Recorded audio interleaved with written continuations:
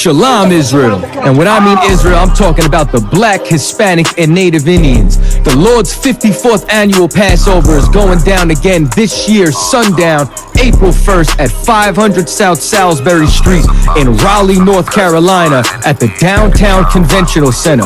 It's got enough room for all of us. The Lord's 54th annual Passover. Last year, brothers and sisters showed up from all over the world, rocking ancient garments and glorious apparel in order to serve the Most High in Christ. Now, it's that time again. Commander General Yohanna is putting out the decree for all brothers and sisters to show up sundown, April 1st in Raleigh, North Carolina. Join us at the Sheraton in Raleigh, the hotel right downtown. It's at 421 South Salisbury. The Passover is right up the block at the Convention Center, literally within walking distance. Make sure you pull up. Make sure that you do your due diligence because rooms are going fast and they are limited this weekend. You understand? We have months in advance of preparation. Do not wait till the last minute to get your room. The Lord's 54th annual Passover, Saturday, April 1st in Raleigh, North Carolina. Join us there. It's about time, sending curses to them enemies.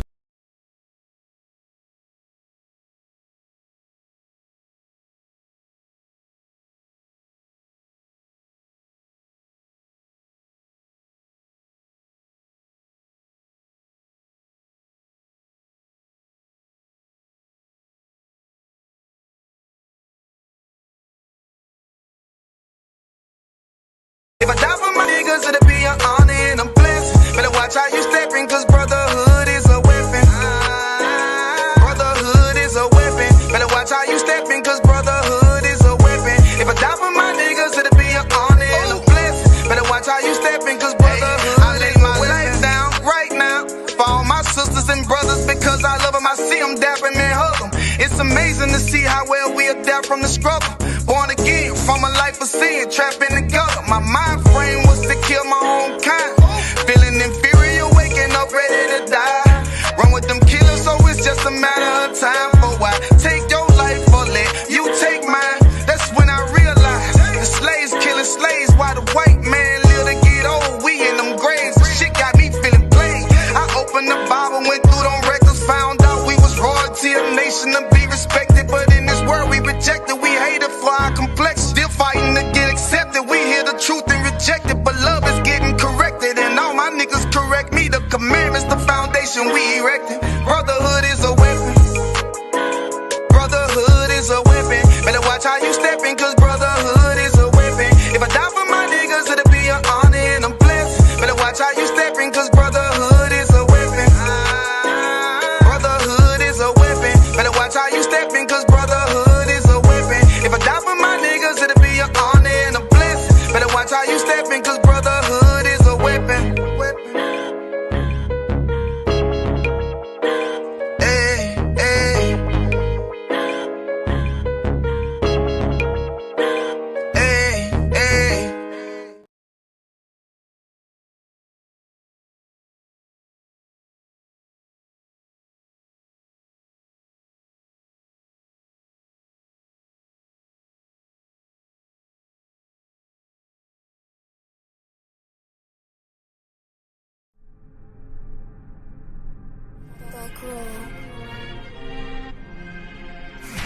I.S.U.P.K presents the 54th annual Feast of Unleavened Bread. Last year we did it big. This year is going to be way big. More brotherhood, more sisterhood, more UPK. On Sunday, April 2nd, 2023, we're going to be at 421 South Salisbury Street in Raleigh, North Carolina at the Sheraton Raleigh Hotel Ballroom. We're calling all blacks, Hispanics, and Native Indians to come join us. To your third eye peephole, line for line.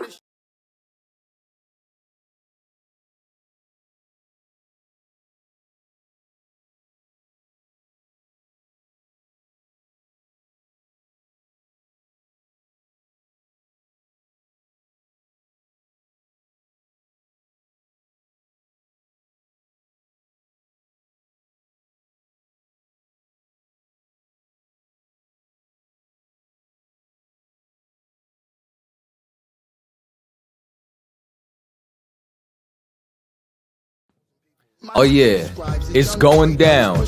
Join us for this year's All Black Party, hosted by Commanding General Yohanna and the I.S.U.P.K.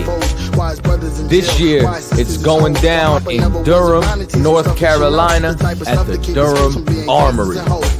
Last year, brothers and sisters came out from all over the world. It was a packed house to celebrate the 2022 Hebrew Academy graduates. These brothers faced life and death, and as a result, they were honored on this night for their sacrifice and their victory at the gauntlet. But wait, this year, it's going down. There will be a Hebrew concert featuring Captain Akai, 144 the Rebel, King Ty, Captain Ty Ward, One Westworld, Lost Tribes, Captain Kastazar,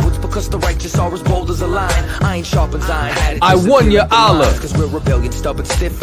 also known as Dope E, and Officer Natazar, U.P.K. Natazar, and much more. It's going to be an open bar. Make sure that you get your tickets. It's going down this year, 2023, the 54th annual Passover and the annual All Black Party, hosted by Commanding General Yohanna and the I.S.U.P.K. Stay alive, still blessed, and still we rise.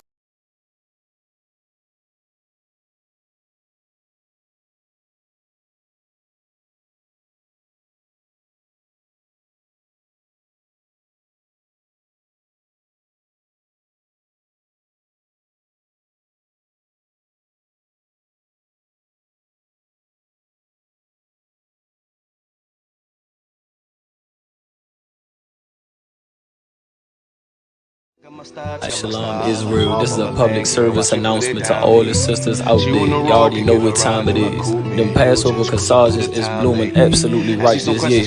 If you a married sister, rock that red corsage. And for all the single sisters out there, the white corsage was made just for you.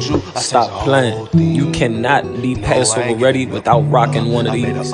Just $10 to complete that fit for the Lord's 54th annual Passover. Pre-order yours now. Click the link below for more info. For just $10, I got a feeling that this is just the right batch of flowers to have you looking on point and official. Sisters, make it your business to get you one, and we hope to see you there. Shalom Israel. So I spit choo-choo, I taste the whole thing. Taking my style, I'm far from a language, just let me put it down, baby. She on the road, can get around in my coupe, me and you, we just cruising through the town lately. Ask me some questions, girl, do you mind? What would it take to make you mine, please? Tell me be you, and we can try. So I spit choo-choo, I taste the whole thing. Taking my style, I'm far from a language, just let me put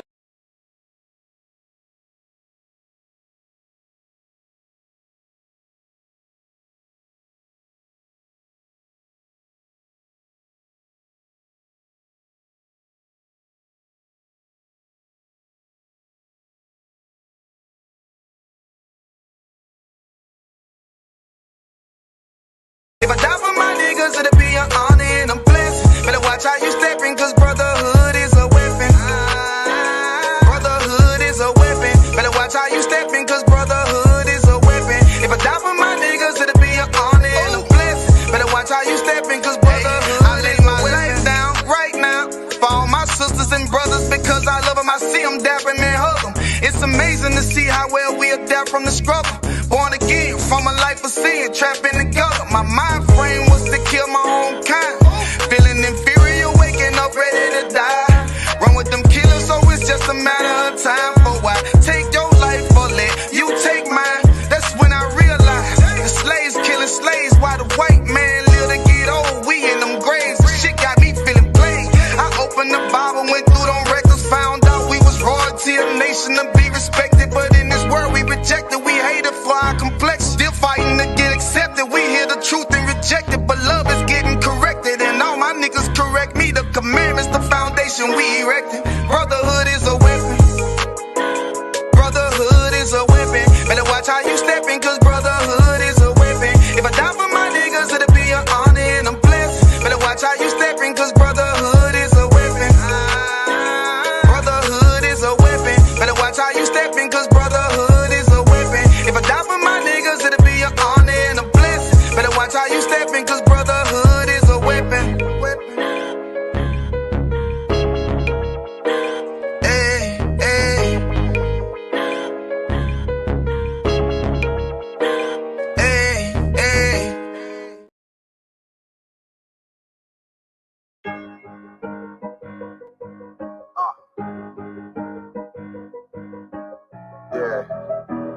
44 shit, you know what I mean?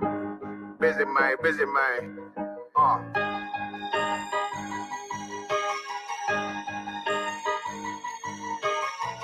Look, when that shit drop, you step all the way on their neck, step on their neck and they head with that shit.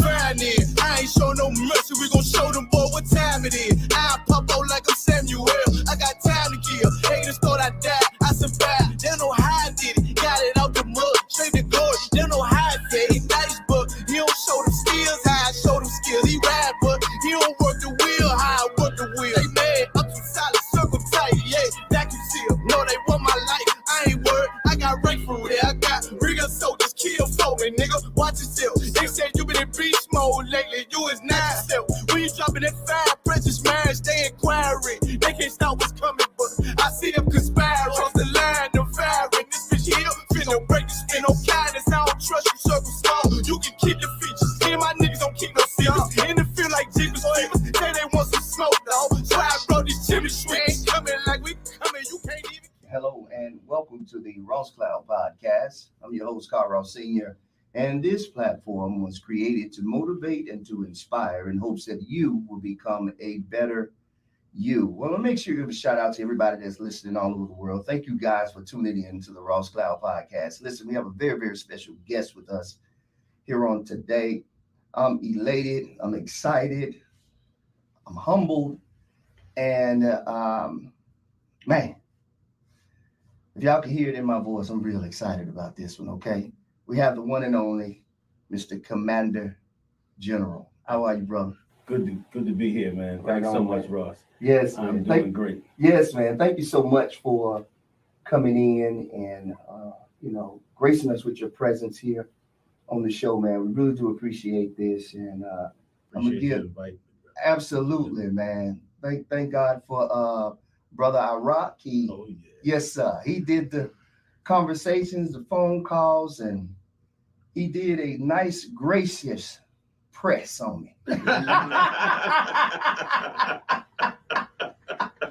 Which was really why I was willing to do it. Gotcha. Because of that. His demeanor didn't change.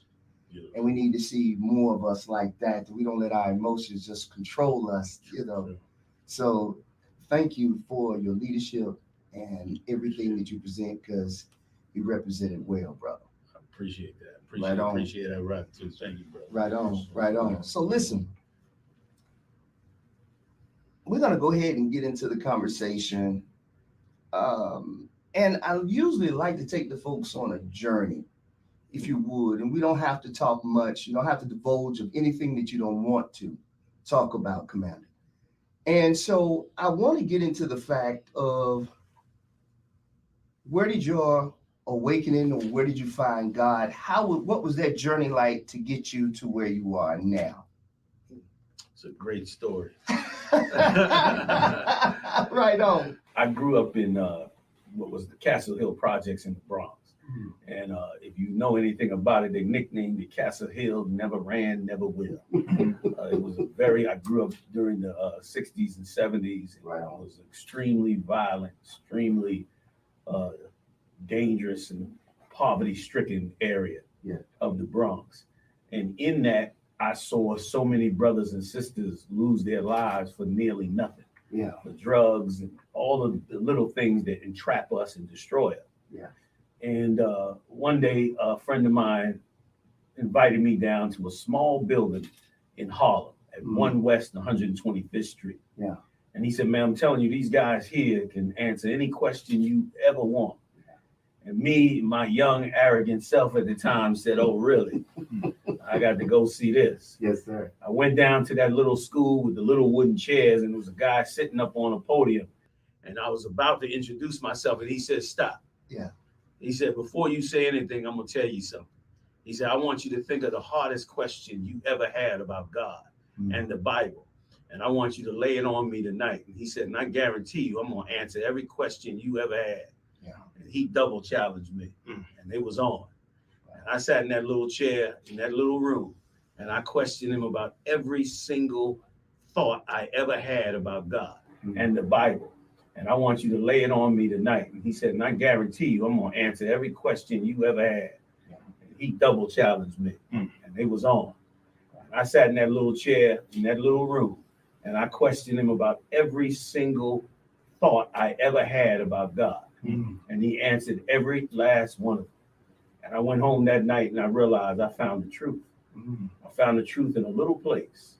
And I said, from then on, I'm gonna dedicate my life to it, because I knew what was happening in the projects was only leading to death. Yes, sir. But so when I found the truth, I knew this could be the way to lead to life. So it switched me. I finally found a way to not see everybody go down into the drain. And it became my life's work from that day on. I kept coming back to Harlem on that 6 train day and night. And have gone on all over the world since then. Sure thing. And we've built an amazing, amazing organization because of it. The grace and mercy of our Father in heaven. That's right. Who was some of the Shalom, Israel. And when I mean Israel, I'm talking about the Black, Hispanic, and Native Indians. The Lord's 54th annual Passover is going down again this year, sundown, April 1st at 500 South Salisbury Street in Raleigh, North Carolina at the Downtown Conventional Center. It's got enough room for all of us. The Lord's 54th annual Passover. Last year, brothers and sisters showed up from all over the world, rocking ancient garments and glorious apparel in order to serve the Most High in Christ. Now, it's that time again. Commander General Yohanna's putting out the decree for all brothers and sisters to show up sundown, April 1st in Raleigh, North Carolina. Join us at the Sheridan in Raleigh, the hotel right downtown. It's at 421 South Salisbury.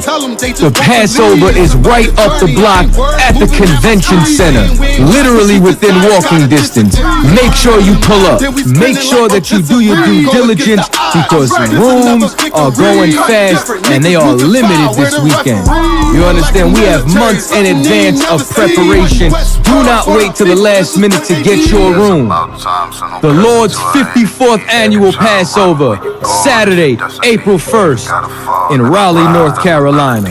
Join us there. It's about time, sending curses to them enemies. I would not be shocked if the man them who was taking care of it, if they stayed on top, because they won't put the news on top there, right? That was hay. No, that would have been, probably storage and hay and feed for the animals, exactly. And what was this device up here? So this top story up here, the floor that's up over our heads, that would have gone all the way across, and this would have been like a giant hayloft up there. Okay. And that is a winch mechanism that was used to raise heavy or bulky things up to the top story. So there would be ropes and pulleys, and a man would stand on each side and turn those handles and lift up a load of hay or anything else that had to be raised up to the top part of the building. Let me tell you something, man. This is something, because this means when we got off this plantation, our minds were destroyed. Yeah. Because why haven't we built things like this since then? Yeah. Why haven't we come together and done, 10 times more amazing? Right. Instead, we ended up on drugs and destroyed and in prison and a whole different kind of life. This is incredible. Make it think. Everybody got to see this. Make it think like if the people who was enslaved is totally different to the people today. Yeah, today, right? You know what I mean? Because I look at this and all I can think of is some highly intelligent, well organized, safety conscious, men and women that brought this together. Yep. You know what I mean? Like this is great. Like once again, they took pride in getting this done. They took pride and they put their soul into getting this done and doing it right, because this was their world. Yeah. Even the brickwork on the bottom, the stones on the bottom were genius. Like no mortar. Right. No mortar. Like you wrote out earlier, they kind of fitted them in together to make it work. So you can imagine when you read in the Bible where they talk about they all tell to go get stones and build the altar. That's right. How they went and unhewn stones and put it in there. Yeah. That's it. That's it. Boy, oh boy. Like, I don't need to go to Mecca. Nope. I don't need to go to church. I need to come right here. Right. You want to learn about God, you come right here and see this level of suffering and understand how precious life is. You will follow what God said. You will never want to be a drug dealer after this. You will never want to live a life that this world has got us living after you see this. Not if you got any good intelligence. You know what I mean? This is supposed to be super motivation for you. Yeah, I got think of that too. But more likely that way you find Ricks and them come from. Right. Is that wood? Yeah. Wood. Yeah. That's what he hit. This was worth 10 times that. You know what I mean? Right. Man, what you gonna do, man?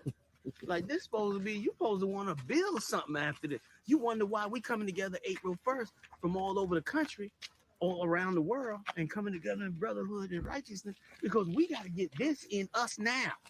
Like this needs to be in us. That's right. You know what I'm saying? Like this was in there under force. Now you under, yeah, he got the watch. Now that we still under the same, everything that was described in these spots is going on with us right now today.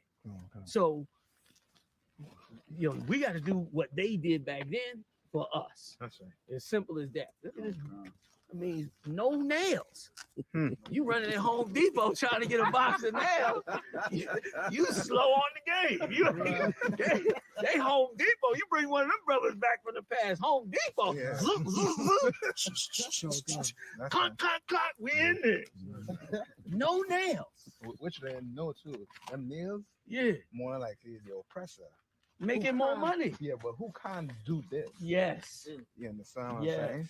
He can't do this. And in his mind, nails are better. When this structure here stands for how long? Since the 1800s. You know what I mean? Good night. Which means we had engineers. Yeah. We have people who with top skills. Yeah. Well, what happened? They played us out. They played us all the way out. And that's why it may not be cool. It may not be sexy to just come together in brotherhood, to give way to your brother, to forgive your brother. That might seem soft, but that's what they did and got here. Well, this whole, you know, you got to get it. You got to be cold, this, that. Oh, it sound nice, right? It sound good. You know what I'm saying? But what's the reality of it? It don't really work. It don't really work. What works is what Christ prescribed to us. You know what I mean? The law hang on two things. Love the Lord with all thy might and love thy brother as thyself. Now that's hardcore. That's right. That's manhood right there. That's how you get something done. You know what I'm saying? That's what makes us amazing, man. I ain't talking about cursing. Please. I just want to read this as a quote from a slave that actually lived, was born on the slave plantation. Okay. And he continued to live here. And he spoke of one. Yeah. Who? I know that's gold. I'm sorry. The I'm slave checking this narrative while we're doing it. that they did in the early 1900s. He said, we didn't have any horses to haul with. We used oxen and ox carts. The horse and mules was used to do the plowing.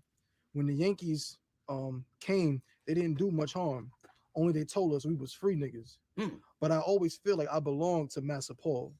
And I still live at Stagville on the old plantation. I has a little garden and does what I can to earn a little something. The Lord and fixed it so now that I will get a little pension and I'll stay right on. I'll stay right on in that little house. That's every brother in the projects right there. That's every brother in the projects right now. Go ahead. I'll stay right on in that little house till the good Lord call me home. Then I will see Massa Paul once more. Man. Shalom, Israel. And when I mean Israel, I'm talking about the black, Hispanic, and Native Indians. The Lord's 54th annual Passover is going down again this year, sundown, April 1st at 500 South Salisbury Street in Raleigh, North Carolina at the Downtown Conventional Center. It's got enough room for all of us. The Lord's 54th annual Passover. Last year, brothers and sisters showed up from all over the world, rocking ancient garments and glorious apparel in order to serve the Most High in Christ. Now, it's that time again. Commander General Yohanna's putting out the decree for all brothers and sisters to show up sundown, April 1st in Raleigh, North Carolina. Join us at the Sheridan in Raleigh, the hotel right downtown. It's at 421 South Salisbury. The Passover is right up the block at the convention center, literally within walking distance. Make sure you pull up. Make sure that you do your due diligence because rooms are going fast and they are limited this weekend. You understand? We have months in advance of preparation.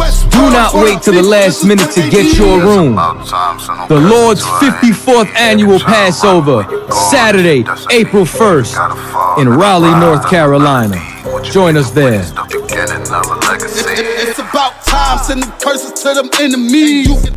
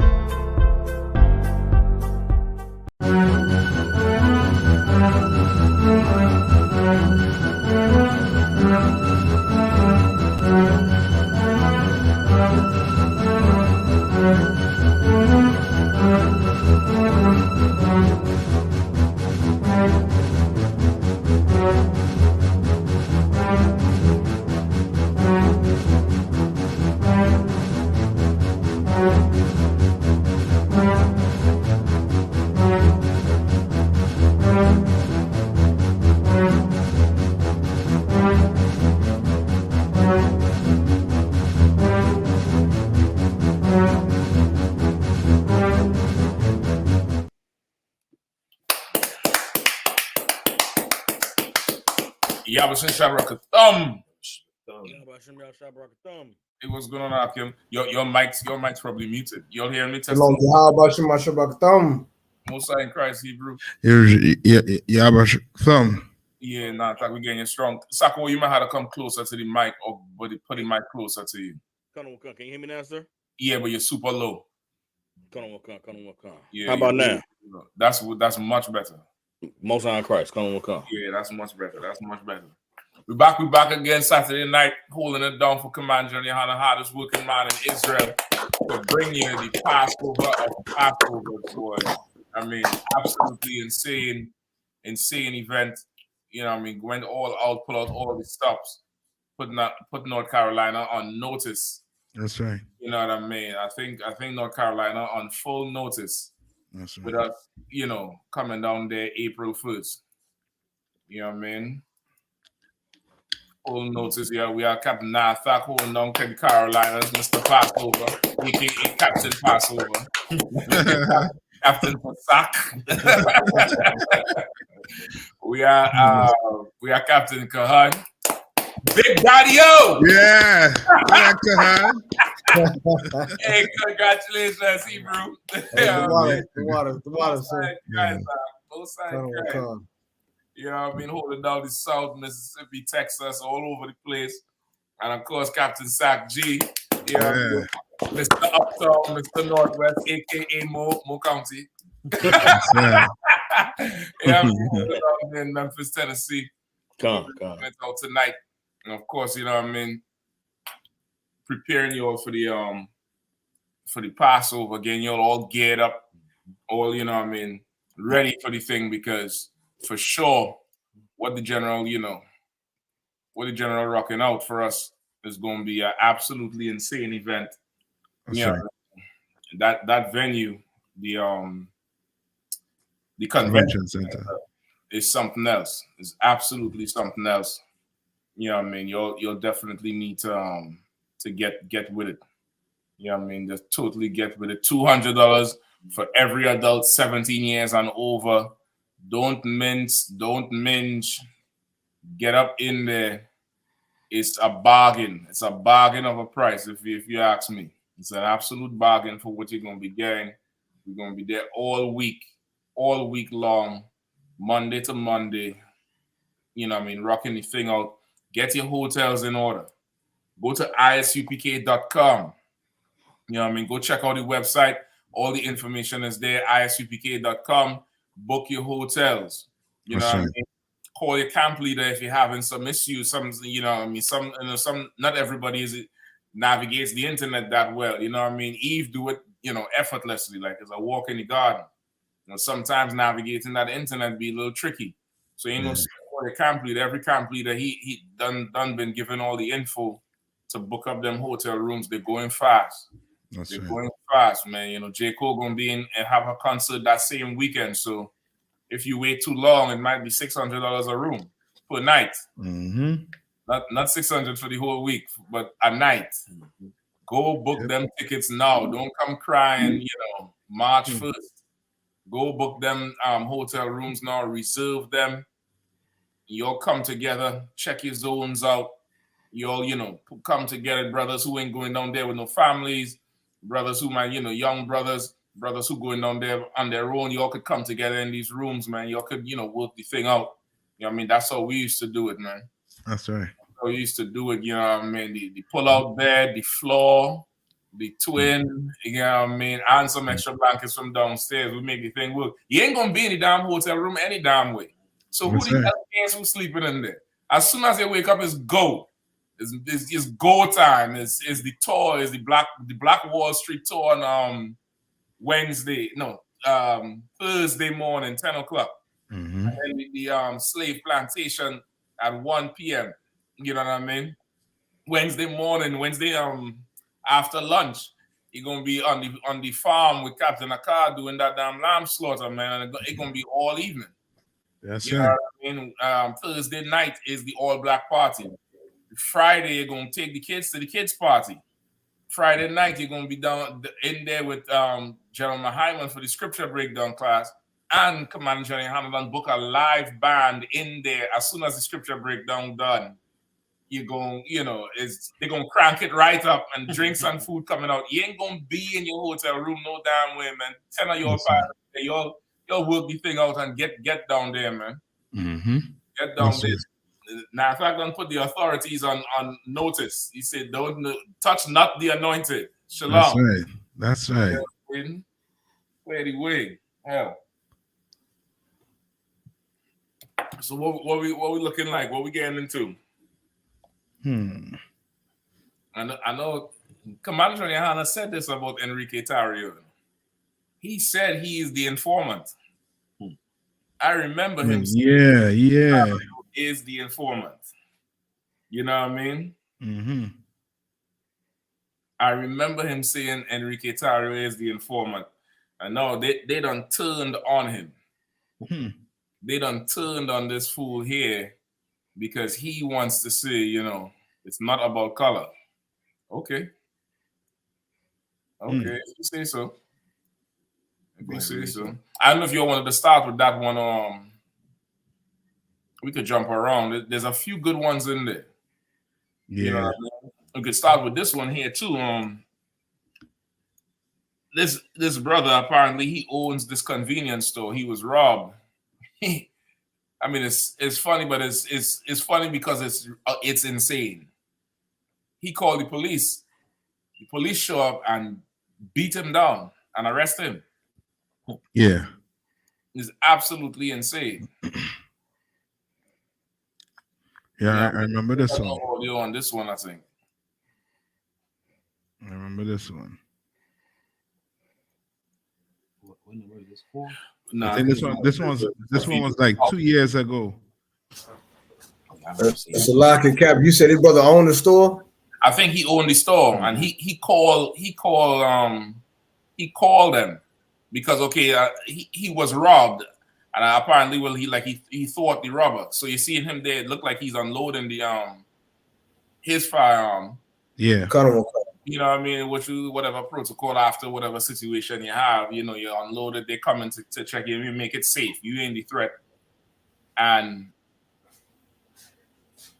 they show up and they just run all the way into him. Whoa!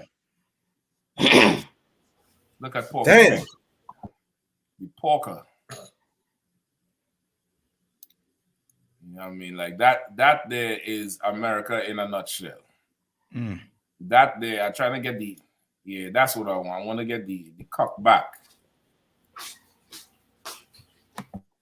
That So there. I got a scripture for this, Cap. Please, sir. Can I get if I can, Bible Shop, I can get Deuteronomy 28:17. Come on.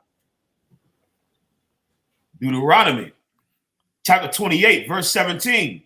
Cursed shall thy basket and thy store. It's like cursed shall be thy basket and thy store. Like this so heavy right here. Like a lot of black business people, business-minded people that come across the UPK and that's in contact with the UPK about black entrepreneurism and things having black-owned things.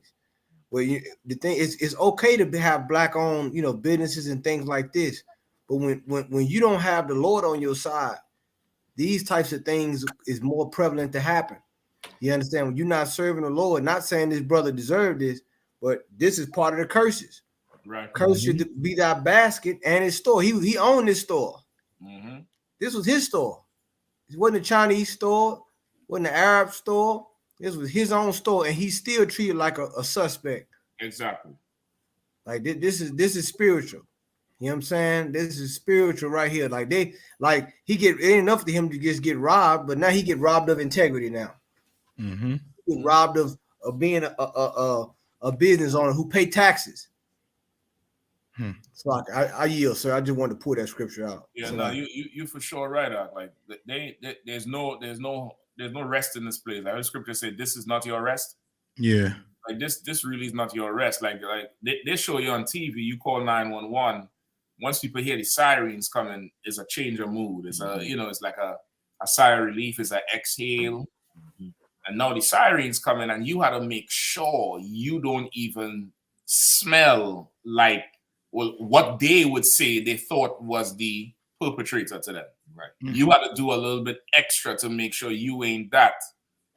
You know what I mean? Because this thing here, man, they just run into the brother and just, Punt first, ask questions after. I mean, goddamn. And then this woman, I don't know what the hell she doing there. You know what I mean? Like that's if he didn't have this camera running, they would have said this was something else. Yep. Yeah. You know what I mean? If he didn't have this camera running, this security camera running, they would have said, he attacked them, or he was belligerent, or he was something. You know what I mean? And he give them something when they come in the door, but it could be because it takes so damn long, or they was asking so many questions. But they would never do this to some, white winery owner, in the uptown side of Atlanta. You know what I mean? It's a wine man who his inventory is all kind of Cabernet, Sauvignon, and all them kind of fancy ass wines. They would never do that to him, man. Mm-hmm. They would never ever do it to him. And for black people to say that color don't matter, when they see things like this, how can you say color don't matter? Right. You know what I mean? Like you don't even have to hear the words being exchanged to see that this was, it was uncalled for.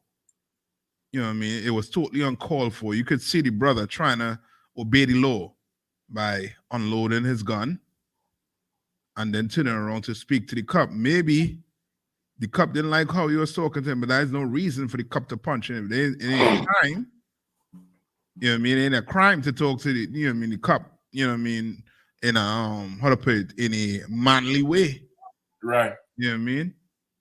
But they want that whole man and boy with the uniform, without the uniform. They want that whole man and boy, behave yourself, boy. Yeah. They want that type of relationship nonetheless. You can't run from that.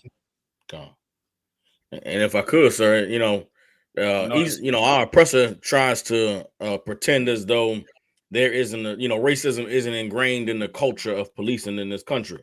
You know what I'm saying? When it comes to, our people, they don't extend any empathy or compassion towards us. This is a brother who was a business owner who was involved in a robbery situation. And anybody who's ever been in a position like that, that's a very, a heightened give you a heightened sense of it could be lead to a heightened sense of anger or frustration. You're a business owner, you try and protect your business, you call the police. The first thing that you want is for them to address, the problem or the issue of you being robbed.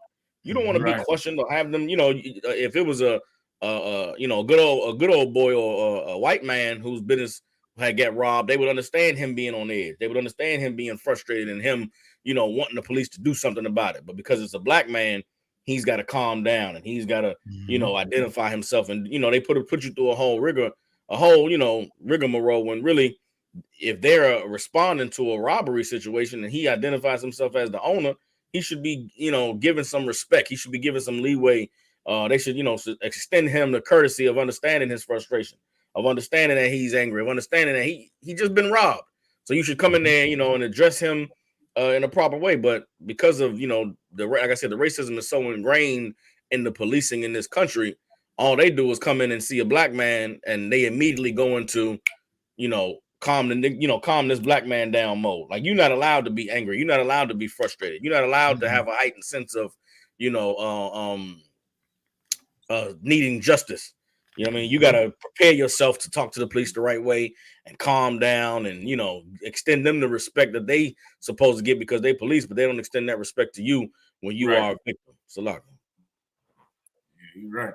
That's right. Almost like they expect it to have a script. Like, you read from this right here. Officer says. You know what I mean? That shit don't work because as soon as you read that script, you realize you're in the wrong movie. There's a whole other movie going on. You didn't get the script for that movie. You got the script for the movie, 2 years ago. But the script unchanged now. They don't understand that language. Yeah. You know what I mean? Lock it. Go ahead. It's almost like he's guilty of owning the store. Yeah. Like you guilty of being robbed, but you still the suspect. So it's like you guilty of owning the store. You guilty of having any kind of business or any kind of wealth also. You know what I'm saying? It's like a culture. Like, they can't see, like, even in capitalism, they can't even see past, you know what I'm saying, the I guess the racial element of being an owner and being a customer. If you want to put it in that light, because usually business owners get more of a higher respect stature in a society or a community because they know they pay taxes and they add something to the community. But for him to be treated like this, it's like, once again, it's the race card. Yeah. It doesn't matter if you're a customer or you're a business owner. You know what I'm saying? It's just employee or employer. You still the same. Yeah. How dare you own a store, Khan? Yeah. How dare you have a LLC and an EIN and file corporate taxes and pay less tax because how dare you do that, Negro? Yeah. Right. You know what I mean? That's just what it is. You know what I mean? So once again, the UPK, the doors is opening the UPK 24/7. And the longer you ignore them doors, the more stuff like this gonna happen. Yep. The longer you do, that's all. Yeah. You know what I mean? I don't know if you'll hear this story too. This reminds me of a story of a farmer and his wife. I forget what state it was, where the It's Colorado. Huh?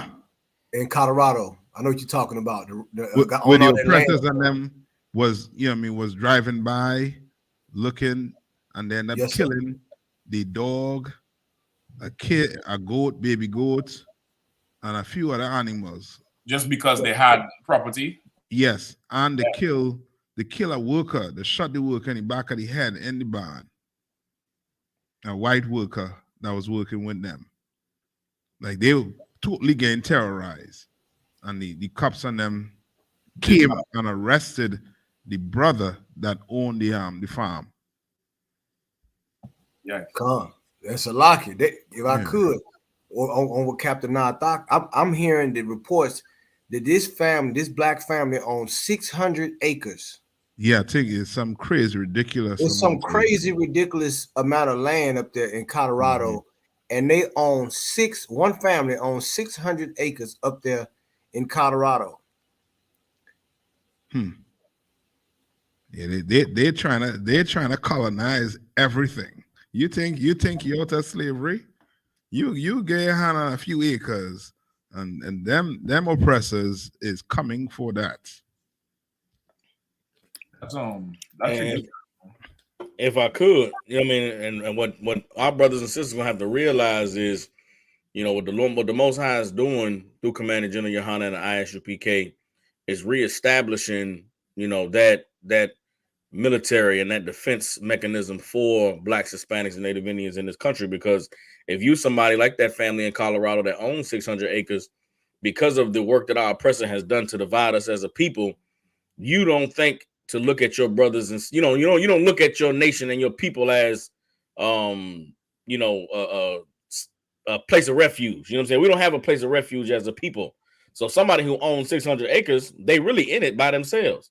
And so if the oppressor wants to terrorize them or come and kill their animals and come and murder the Edomites that come work for them, there's no way that you can go to get any justice or no recourse of action. You know what I'm saying? You go to the police, but hell, the police is in on it.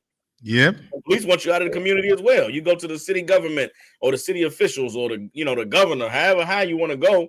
There's someone who doesn't want to see you succeed anyway. So they're not going to help you. You're not going to get no assistance. We're going to come to a point of realization that we need to have our own, you know what I'm saying? We need to have our own protection mechanism. You know what I'm saying? We need to have a Black organization that we can turn to that can provide security, that can provide a recourse of action, that can provide, you know, stability and security for the things that we own and for the ways that we are trying to advance. And as of right now, the ISUPK is the only mechanism that we have. Brothers and sisters don't have to realize that you're going to have to turn to these brothers who for so many years your oppressor has tried to demonize and has tried to tell you, you know, that we were a hate group and that, you know, whatever all the things they try to say about us, when really we're standing on the words of the Most High. And because we stand on the words of the Most High, the Most High can only provide you that protection and that safety that you need. But I feel for them brothers and sisters, you know, like that family out there in Colorado. There's some other stories we'll get into tonight, you know, about, you know, brothers and sisters having lost their lives, you know, and we're in a position to do amazingly great things for our nation. But because we've been divided and because we've learned to look at ourselves as individuals, the greatness that you trying to accomplish gets snuffed out and nobody even knows what it is that you're up to, because as a nation, we aren't, you know, in a position where we're leaning and depending on one another for protection and security and all the things that every other race on the planet has. That's right. Is it El Paso County in Colorado? I was just looking up for the story. There's a few stories. That's the one at El Paso County. When I first saw the story, I thought it was El Paso, Texas. Right. It's El Paso County in Colorado. And they saying the sheriff, I believe the sheriff is with the people or siding with the people that's against the brothers and sisters that own that land. Yeah. And so they don't trust the sheriff department. They don't trust the neighbor, the quote unquote neighbors they have on the land. And 600 acres is a lot of land. A lot of land. That's I mean, you really you got land rights when you get to that amount of land. You know what I'm saying? You got I want to say, I don't know if a spring grows through there or some kind of lake or something or something. I think they got water on that land too, but they got cattle and things like that. So this is and it's so crazy because you have a lot of Black. I think a lot of people are trying to show some solidarity with these brothers and sisters, but you have a lot of Black people in America that have a good amount of land in some cases. They've either been passed down or they acquired through financial means. And it's so heavy what Captain Soccer War brought out. I've been thinking about this a couple of days ago and talking to some of the brothers that's you know, you got a lot of brothers be looking down in the world, look down on brothers that's coming across in immigration and things like that in Haiti and Mexico. But spiritually, we all are looking for a sanctuary. Even if you're a citizen in this country, if you were Israelite, you're really seeking for a sanctuary, man. You know what I'm saying? We looking for a sacred place that we can dwell and not be harmed, or we can dwell in green pastures, as the scriptures say. You understand? Lie down in green pastures. But these people, we have no rest among these people. You know what I'm saying? Like they'd rather you be a criminal, and then when you're successful, quote unquote, They'd rather you not be successful. So either way, you know what I'm saying? They hate our people, man. So that's what I found out, Captain. So like, yeah. There's a part of the article here I want to read. It said, they've talked about lynching us, bringing a public hanging, fire. They wanted to lock in and set us ablaze. Nicole said, I am a United States Marine who has fought for this country. I fought for the same people who are terrorizing me. And at this moment right now, I do not have any trust in El Paso County Sheriff's Office. Boy, listen. If I could, so sir, that brother. I'm sorry. Go ahead, Cap Soccer War. No, I was just gonna say, sir, so like that brother should be on the phone right now, calling the I.S.U.P.K in Colorado and saying, "Please, brothers, I need y'all assistance." Like, you know, you in that situation and circumstance, and you fearing for your life, you know, that much, that you should just turn to the I.S.U.P.K and come under Commander Gen.YAHANNA in order for you to receive the protection, you know what I'm saying, that you deserve. But a lot of our people don't want to acknowledge the Most High. They don't want to acknowledge the necessity, you know what I'm saying, for his protection in exchange for their righteousness. And cases like this are very common among our people, especially among our people who have been able to, you know, gain a little bit of success or a little prestige in this place. They believe that they can turn to the oppressor and believe that there's some way that they're going to find some sense of justice or some sense of peace among them, when only under the Most High in Christ can we have, you know, the protection and the peace that it is that we're seeking. Salaki. I just wanted to say, so like my fault, Captain. No, you go ahead. No, I just want to say that this brother here, he served in the military. Yeah. What he said, Navy Marines or Navy SEALs.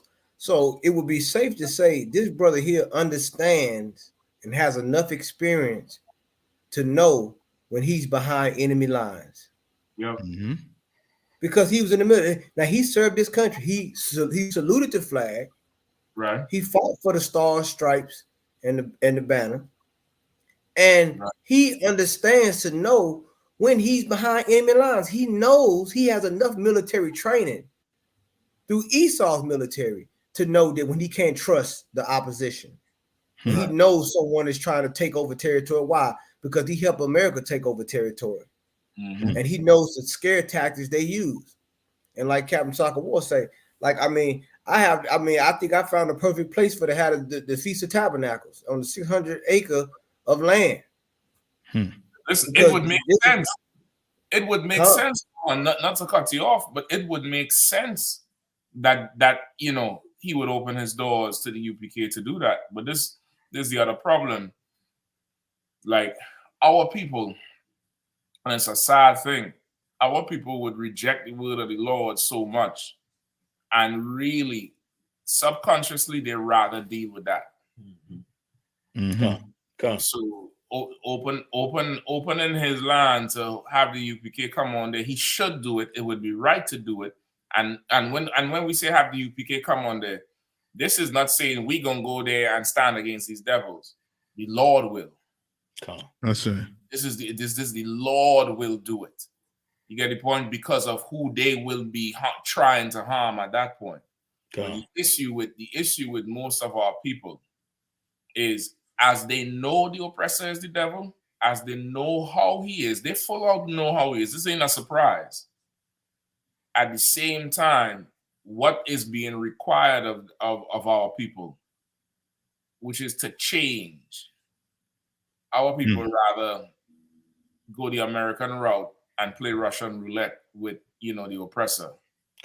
Just change your life and stand with your people. That's the sad reality. You know what I mean? Because I know everybody done seen this book here, this the 100 Years of Lynching. You know what I mean? That's UPK 101. We always, you know, the Without Sanctuary, Babylon and Timbuktu. And this book cover to cover is about some sharecropping agreement that went left, and the European oppressor or the white oppressors coming kicking in the doors, violating the land, violating the agreement, and trying to really, how they say it, unalive. I think you can't say murder now. The algorithm gonna pick up murder, so I had to say unalive. You try to unalive the family because they bring in, 2 bushels of corn too light or some kind of thing just to keep us in perpetual slavery. This is our history. This is Black History Month. And it seems like the oppressor live in Black history more than you. Mm-hmm. It's crazy. Salakika. Now, what you're saying is so right, Cap. I mean, you got a lot of Black people now. They're afraid to speak out because they don't want to get canceled on Black History Month. Right. Like, imagine that. Like, you afraid to say certain things now because they don't want you to, you don't want to get canceled on Black History Month for speaking about Black issues. Right. And these are the scare tactics they use to try to destroy us, man, which is why, and you can't have community without unity. We have to come together. We must, like the scripture say in Ezekiel, that, you know what I'm saying, we have to be reconnected. You understand? We in a valley, and a valley lies between 2 mountains. You know what I'm saying? And Colorado is a mountainous region. We in a low place. And when you in a valley, you in a dangerous place because you between 2 mountains, which means you don't have the high ground. And you can easy target. This is what goes on with us spiritually in America and abroad. We in a low place. And these mountains that surround us is which, quote unquote, these governments and these different institutions are able to devour us. Right. You know what I'm saying? Like, we have to come together. We have to recognize that we're behind enemy lines.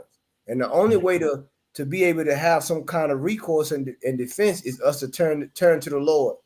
You know what I'm saying? We go out there, like Captain Mashak said, we go out there. They was right with the Lord and come out there and humble themselves. We go out there, man, and have the Feast of Tabernacles out there, have a high holy day out there. You're going to see the Lord shine down on that family. Yep. You understand? The Lord told Israel, when we was in the wilderness, he told Moses, look, build me a sanctuary among them, that I may dwell among them. You know what I'm saying? Now, the sanctuary is the UPK. For sure. The sanctuary is not that we are the sanctuary that dwells among Israel. Mm-hmm. We carry God's word. We hold his banner up, which is why we saying these things and warning our people, man. So, like, I yield. You think he could go buy, 600 acres of land and be, spend your whole life savings on it and think you buying it, to enjoy, life on it, when that ain't the case. When you're going amongst, the oppressor, when you go amongst your oppressor, you thinking life gonna be nice. You're moving away from your brothers and sisters. You think, well, you out there, you're gonna have your land, you got your chickens, you have your goat, your cows, your sheep. Yep. And everything gonna be nice and dandy. Lo and behold, oppressors is driving by, looking at you. And sizing you up. Yeah. Coming out of the car on your land with the cell phone and taking pictures, like the passing by the zoo. Yeah. Taking pictures, of your place. Yeah, they're sizing you up. It's rough. And everybody from the sheriff to the meth head against you in the town. Yeah. Nobody for you. Somebody end up dead with a bullet in the back of the head in your barn. And you still trying to love them?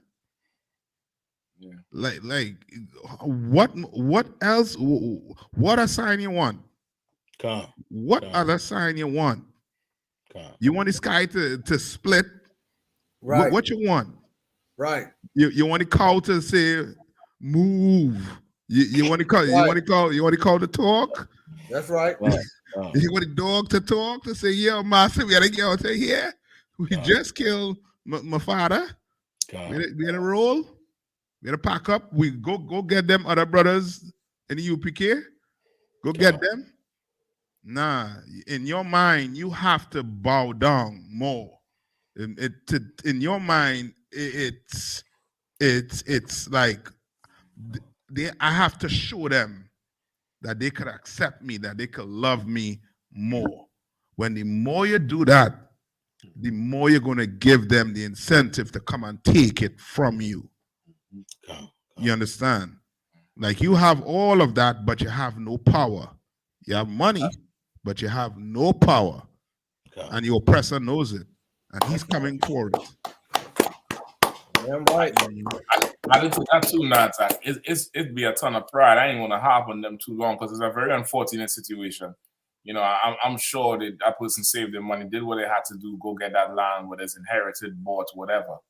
But it's an unfortunate situation because, okay, like as you saying, so much of our people, we really trust in this empire and don't look at it for what it is. And it's a certain amount of pride with us where we think, you know, we not going to get caught or jammed up or screwed over like the last nigga that did it. I'm smarter. I'm smart. See, he went left and he double tapped twice. I'm gonna just go right and double tap 3 times. That's not how this thing rolls. This thing works with the Lord giving you a green light. The Lord giving you, you know, a clear path to walk. That's how this thing works. This thing does not work any other way. There's no success without the Lord. There's no, you know, no kind of longevity in it anyway. That's right. You might be successful for a season, and then comes fall. You might have a hot boy summer, city boys up 1, and then comes the fall. Autumn comes in. You know what I mean? And that seems to be, you know, how the Lord is definitely rolling. Once again, the Lord is a father. And a father, he's gonna, you know, don't do that. I already talked to you about that. Don't do that. He's gonna talk and talk until one day he's gonna grab that belt and give you everything that he's been talking for the last 8 weeks. And the Lord is doing it. All these things is happening, and as a people, we should just realize, hold up, man. You know, our Father is against us. Our Father, I'm gonna say against us, not throwing us away to the heathen, but we not pleasing Him. We ain't pleasing Him like we know we should. And because of that, we don't have that covering. We don't have that protection. We don't have His Spirit. We don't know how to deal with these things. Like they ain't gonna try to take away no land from no Chinese. And the Chinese got land. That's right. They ain't trying to go and take away no land from the Ethiopian and the East Indian, and they got that damn land too. Why is it, you know, everybody, you know, feast their eyes on us? Why everybody lower their sights on us? Right. You know what I mean? It's because, you know, when they see us, they don't see God. They don't see a power behind us that is not to mess with. And we just suffer for it. You know what I mean? I don't know if you don't want to sign crying now. I know if you want to get a few of them heavier stories, we could do Enrique Tario. No, there's a few good ones. That story with the study, they say there's a study that shows students do better when taught by teachers of the same race. I mean, science proven race. That's right. Imagine that shit. Imagine you racist. And the lab, the niggas in the white coat say, well, if the teacher look like you, your chances of succeeding is better. Right. I'll go one more. If the police looks like you, well, no, they killed Tyree Nichols. I can't say that. Damn. If the doctors, the lawyers, if everybody looks like you, your chances is going to be succeeding is more. That's right. Why they put Jewish cops in the Jewish neighborhood or let them police themselves. They put the Chinese cops in Chinatown all the goddamn time. Right. That's why they do it. They make these concessions to these other nations all the time. But when it comes to us, you know, we had to learn somebody else's language, somebody else's culture, even the way they teach.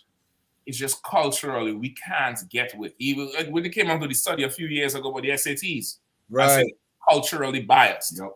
And you have full out geniuses going in there getting 9 something, 11 something. Right. And you read the question and it's like, what the hell is going on here? Come to find out they did whatever studies and is writing the questions for the oppressor to really get what they say. Yeah. And they make you feel like if you don't understand it, you know, we could probably get that story right now if you don't mind. I think it's gonna if I could, so as you going to pull the story up, it's just, you know, what we've been, you know, saying since 1969 is the absolute truth. And I thank the Most High for commanding Gen.YAHANNA, you know, and the generals and the captains and the officers of I.S.U.P.K for teaching, pushing this truth. You know, this is, it's a biblical truth, but it's also something that's been well established and known, you know, among all of the nations and the empires that have ever existed on the earth. You know what I'm saying? You know, nationalism, tribalism, racism, what they're calling it today, is absolutely ingrained in all of us. It's ingrained in the culture of every people that lives on the earth. You know what I mean? Right. It wasn't until the American experiment, you know what I mean, or the American lie, that, you know, there's been a people who have been oppressed and who have been subjugated under one nation that were given the idea that you could somehow get free or you could somehow rise up and still be a part of the people who oppressed you. You know what I'm saying? Like, the Bible is the answer of how to get out of oppression. The Bible is the key how to rise out of, you know, the condition that Blacks, Hispanics, and Native Indians are in. And in every other empire and in every other, you know, region of the earth where any people have been oppressed under another people, they had to fight and separate and, revolt in order to get from under that oppression. You don't get out of oppression by joining your oppressor. That's it. Only here in America has that been attempted, and we see how epic of a failure it has been. And so now science is just validating what the Most High taught has had written in the Bible for thousands of years. You know what I'm saying? The Bible, the scientists in America are now validating what every people on the earth has shown fighting to get out of oppression. There is no way that you can become free and you can become independent from an oppressor who has conquered you by joining them. You have to separate. You have to become independent, and you have to gather together with your people. And that is the gospel, you know what I'm saying, of the Bible. That's what Christ came to teach us, an example he showed us. And that's what we've been pushing in the I.S.U.P.K since 1969. The only way that we're going to be able to gather ourselves together and get out of this oppression is if we come back to the Most High and come back together and be the nation he called us to be, not by joining them and conforming and continuing to try and, make peace with them or seek their love. Salaki. Yeah, that's right. You're absolutely right. We got a little bit of the story. Come on. Do elementary school students do better when taught by teachers of the same race or ethnicity? New research finds not that much.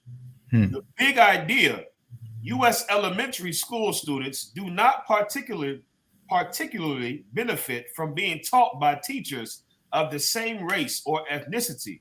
That's the major finding from our new study, published in Early Childhood Research Quarterly.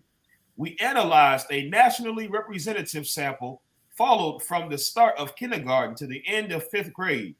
Our findings indicate that calls to diversify the teacher workforce are unlikely to meaningfully address large racial and ethnic educational inequities in U.S. elementary schools. We compared the academic achievement, classroom behavior, and executive functioning of U.S. elementary school students across two naturally occurring conditions. The first condition was when students were in grades taught by teachers of the same race or ethnicity. The second condition was when the same students were in grades taught by teachers whose race or ethnicity differed. We also controlled for other factors, including a student's age, their family's economic resources, and the teacher's level of education and years of experience.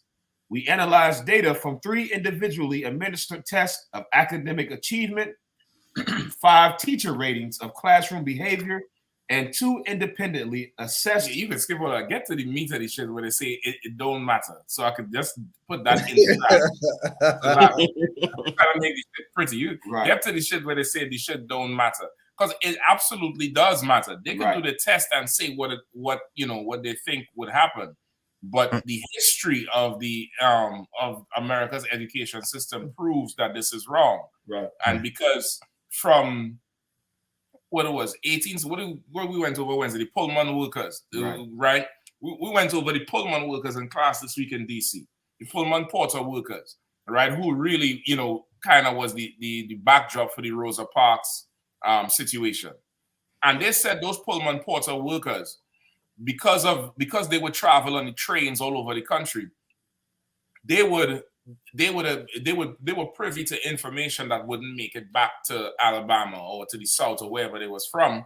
And most times they were the ones who would bring news of what's going on in other cities and states back home. And they were underpaid so much. They was working 400 hours a month when their white counterparts was working for 150 hours a month. And they was damn near getting twice the amount of money the brothers was getting. Plus the brothers had to pay for their own clothing on the road, their own lodging when they're on the road, their own food, and they had no sick days. These brothers, you don't know it, brother. These brothers got together and saved their money to build schools for the children so that the next generation coming up could get an education. The brother read the article. That Chief Justice, what's his name? Which one? The black one, the one who don't talk. Thurgood Marshall. Clarence, is Clarence Thomas or Thurgood Marshall? Which one it was? Thurgood Marshall. Who's sitting on the Chief Justice right now? Oh, that's Clarence Thomas. Clarence Thomas is a product of the Pullman workers' schooling coming up through. Damn, imagine that. He's a product of it. And I think they name a couple other famous people who came from that whole, or the things those Pullman brothers put together. Not saying that it was actually in those schools they built, but whoever, like descendants down from that system they had, he came out of that. So don't tell me now that it doesn't make a difference. It makes a difference. One more thing, God, if I could.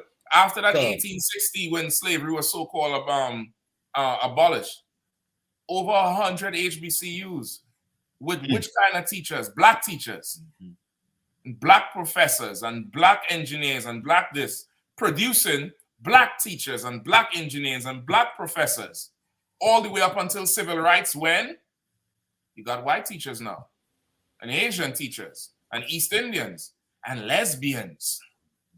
And what we doing now? How many HBCUs after 1950? 0.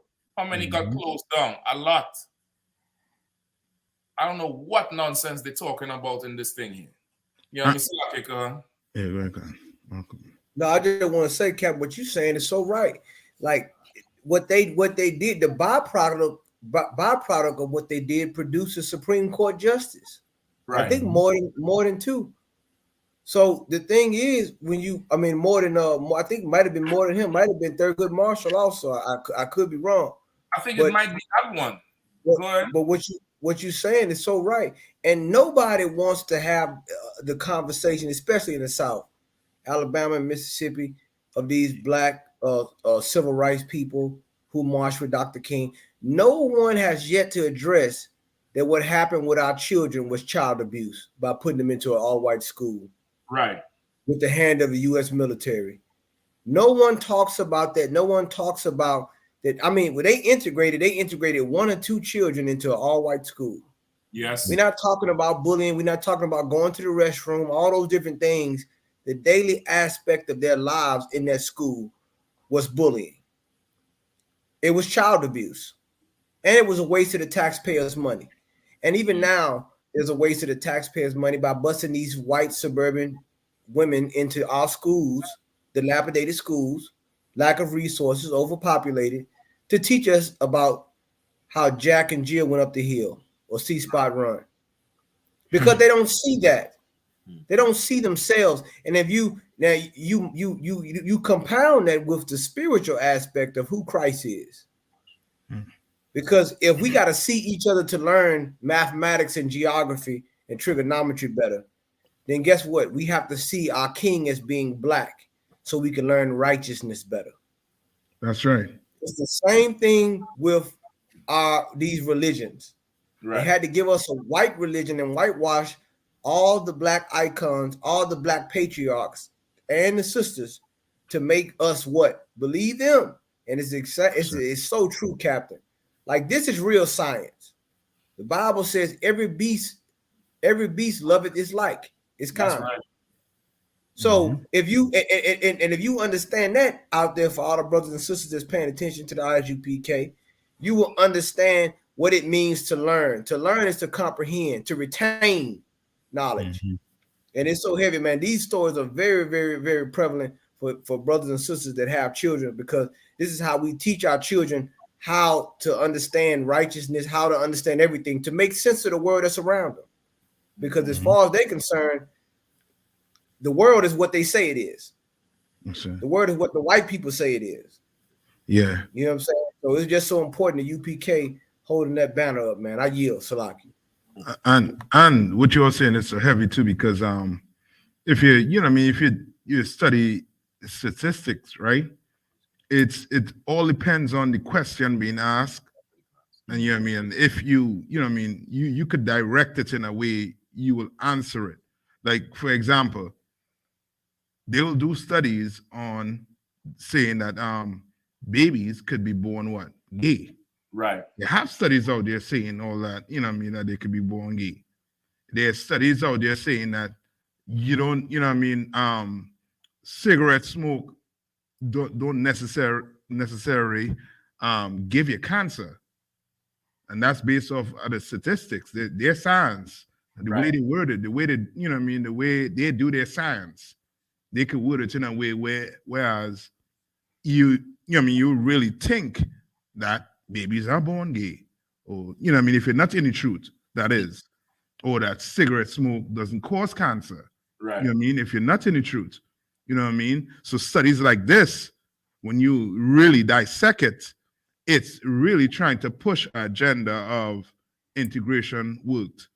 You know what I mean? Basically for black people. When that you know what I mean, that is trash. Yep. You could wrap that up, you know what I mean, wipe with it and throw it in the trash. That's garbage. Because as you're saying that, if that's the truth, why didn't just let after World War II, why didn't let Germans continue to teach the Jewish people? Yeah. That's right. Why they didn't let Voshkin von Doshkanov teach Finkelstein kids? It separated them because with education comes culture. There's a part of education that's cultural.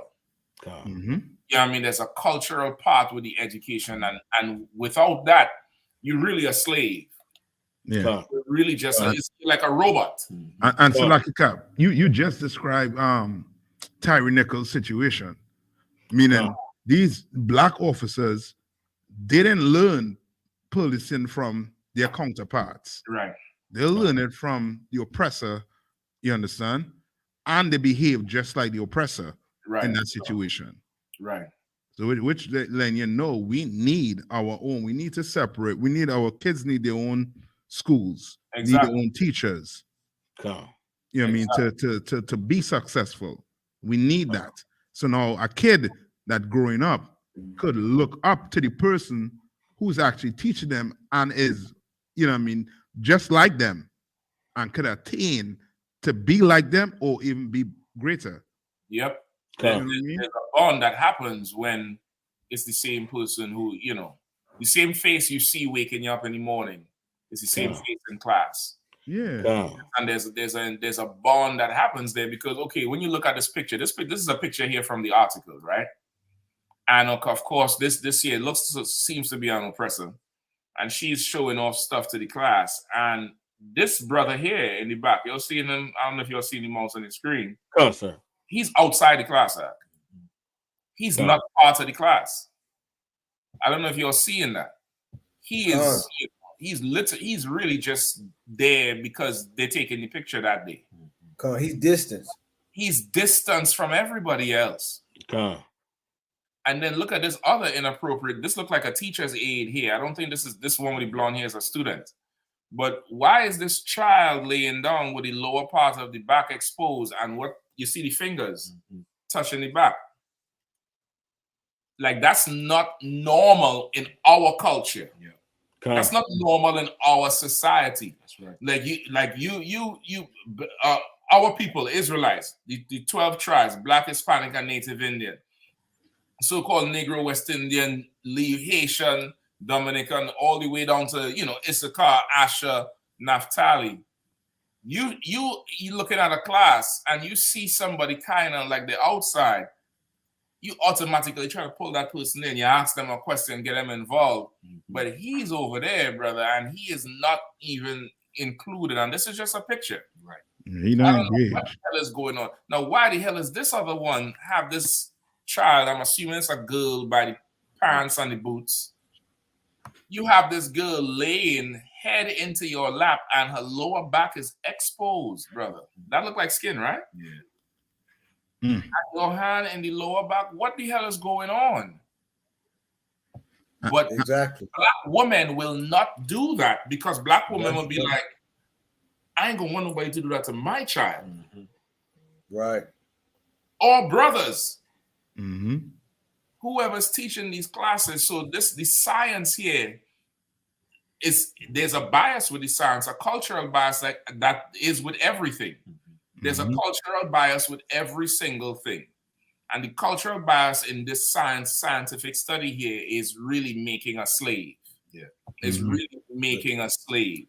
And they don't see the difference because they enslave their own people. So even the oppressor's children, they see the same similarities with everybody else's child because they just want that robot. Right. You get the point? Like they don't even treat their people, they don't even have a separate thing for their people. It's damn near like they will oppress their own even. Yep. But that's their culture. Right. You understand what I'm saying? Answer like you cap. It's almost like you comparing like a elite, what you so call an elite school to a school where, where like like a HBCU. Right. Like there's no comparison really. If this school getting millions of dollars in, equipments, they are the best equipments, everything. Right. And then this school here don't got the equipment that this school have here. How you gonna, where's the measuring that? Yeah, you can see this classroom here has nothing to do with, with poor people, basically. Right. And that's what they try to say. They try to say they keep everything the same, everybody coming from the same family and the background. No. You can't have that because there's a whole different experience when you're Black. Right? Yeah. Even if you're a store owner, like what we just saw on the tape in Georgia, there's a whole different experience when you're Black. And you can't, I don't know how long did they say the study was done for? They didn't say. To really find out if this thing was effective, you would have to follow up with these kids when they're 15. You can't study this thing for 6 months and, A and a B and a C. There's people who get Fs all the way up until they're 15 and, own 500 companies and, was super successful. You will have to really see how, the effects of having a teacher that looks like you, that, comes from that same background, that understands the whole situation. Some teachers don't even understand that first thing anymore, and them kids is tired of shit. Yeah, that's right. And can't relate, and they don't understand that. Yeah, that's science falsely called, as the Bible says. And Salaki, if I could, Captain, please. What y'all saying, I'll bring out is so heavy, man. Like with this whole mindset, there's a fine line between education and indoctrination. And the UPK, remember all the things that Commander GEN.YAHANNA has taught us, those that listening to America on Fire and Black Watch, about how the mind works. And we don't have intellectual sovereignty when we allow these people to teach us, when we allow these people to shape our identity, to shape our educational mind with their Western way of Eurocentric way of thinking. Right. This is what goes on with our children, which is why our children can't understand, and it teaches them not to respect a person that looks like them in authority. Right. Because now when they see someone like them in authority, then now they can respect them. But when you remove that, now they only see the oppressor's race in authority. So they learn to respect them at a young age.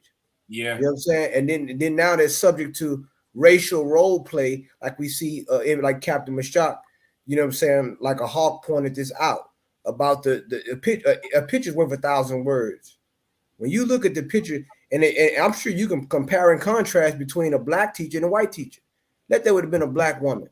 She would have said, "Come, y'all gather around, everybody gather in.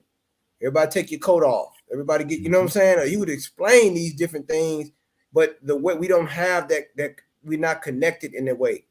So they're subject to race. They just had a story to come out this week in Florida where they got elementary school where they got the kids, the teachers put the kids in blackface doing Black History Month. And the teacher was in blackface. So this racial role play that goes on, thank you, Dr. Martin Luther King Jr. Yeah, basically. This goes on why? Because of integration. Yeah. And with this study that Captain Mashak has brought out, once again validates that the Bible is real science, it's true science. God knows what it takes to shape the mind of our youth for to be leaders, the next generation. And they have to be taught by us the way he said to teach us. Salaki, I yield. Listen, you absolutely right, and okay, this is the bottom of the article right here. I'm trying to zoom in. If I could, sir, Eric, what all y'all bringing out is super heavy. And with Captain Mashak, when you hit the nail on the head when you said that, you know, the biggest part of education is the installing of culture. So, like, and if you look at our oppressor, there is a culture that comes with receiving their education. You know what I'm saying? You can go and look at. There's been studies done with the whole school to prison pipeline, right? Just think of the things that you learn culturally going to, you know, the oppressor school with the whole, you know, from the simple things of everybody lining up, walking down the hallway in a single file line. You go to school where you wear uniforms, you got different things like that. That same culture that you receive, that translates to the prison. It also translates into the oppressor's military. Like there's a streamline of culture. There's a streamlined culture that is imparted in those who, you know, are a part of that educational system. You know what I'm saying? And that's why in the Bible, the scripture says, you know what I'm saying, train a child in the way that they should go. And when they become, when you know what I'm saying, when they get older, they will not depart from it. Paraphrasing. Also, that's why the Most High told us, teach these laws, statutes, and commandments to your children. Teach it to them while they're young. Like you got to install culture in a child from a very young age, and it's going to stick with them until they grow older. You know what I'm saying? And that's what our oppressor has done with his education system. That's why there's a lot of division, you know, throughout the generations of black people in this country. Like you said, Captain Mashak, going back to the beginning of this, you know, the civil rights era, where they stopped, you know, we stopped creating historically black universities, and we started to integrate into the oppressor, going to their colleges and their universities. There's a clear disparity between the culture and the unity and the success that we had as a people in the years prior to the civil rights movement and what we've experienced in the time since then. There's a clear gap in the generation of black people who, you know what I'm saying, our people who were raised with that sense of pride and sense of self-worth and sense of, you know, uniqueness and being who we were, who we are, and what has developed since that time when we began to become indoctrinated into the oppressor's way of life. You know what I'm saying? So absolutely, man, we have got to see that the way that the Most High establishes the way that we're supposed to be walking in the way that we're supposed to go. And by not walking in that path, we become the product of what it is our oppressor has indoctrinated us to be. Salaki. Yep, exactly. It's like, if I may, sir, please. And don't, even just reading the article and this so-called science that they're trying to spout now to say that it's little to no effect. Here's how you know it matters. Let a Nazi or someone who comes from a Nazi background go into a Jewish school and try to teach Jewish children. And the Jewish man is not having it. Let a Ukrainian let a Russian go into a Ukrainian school and let them try to teach them. They're not having it.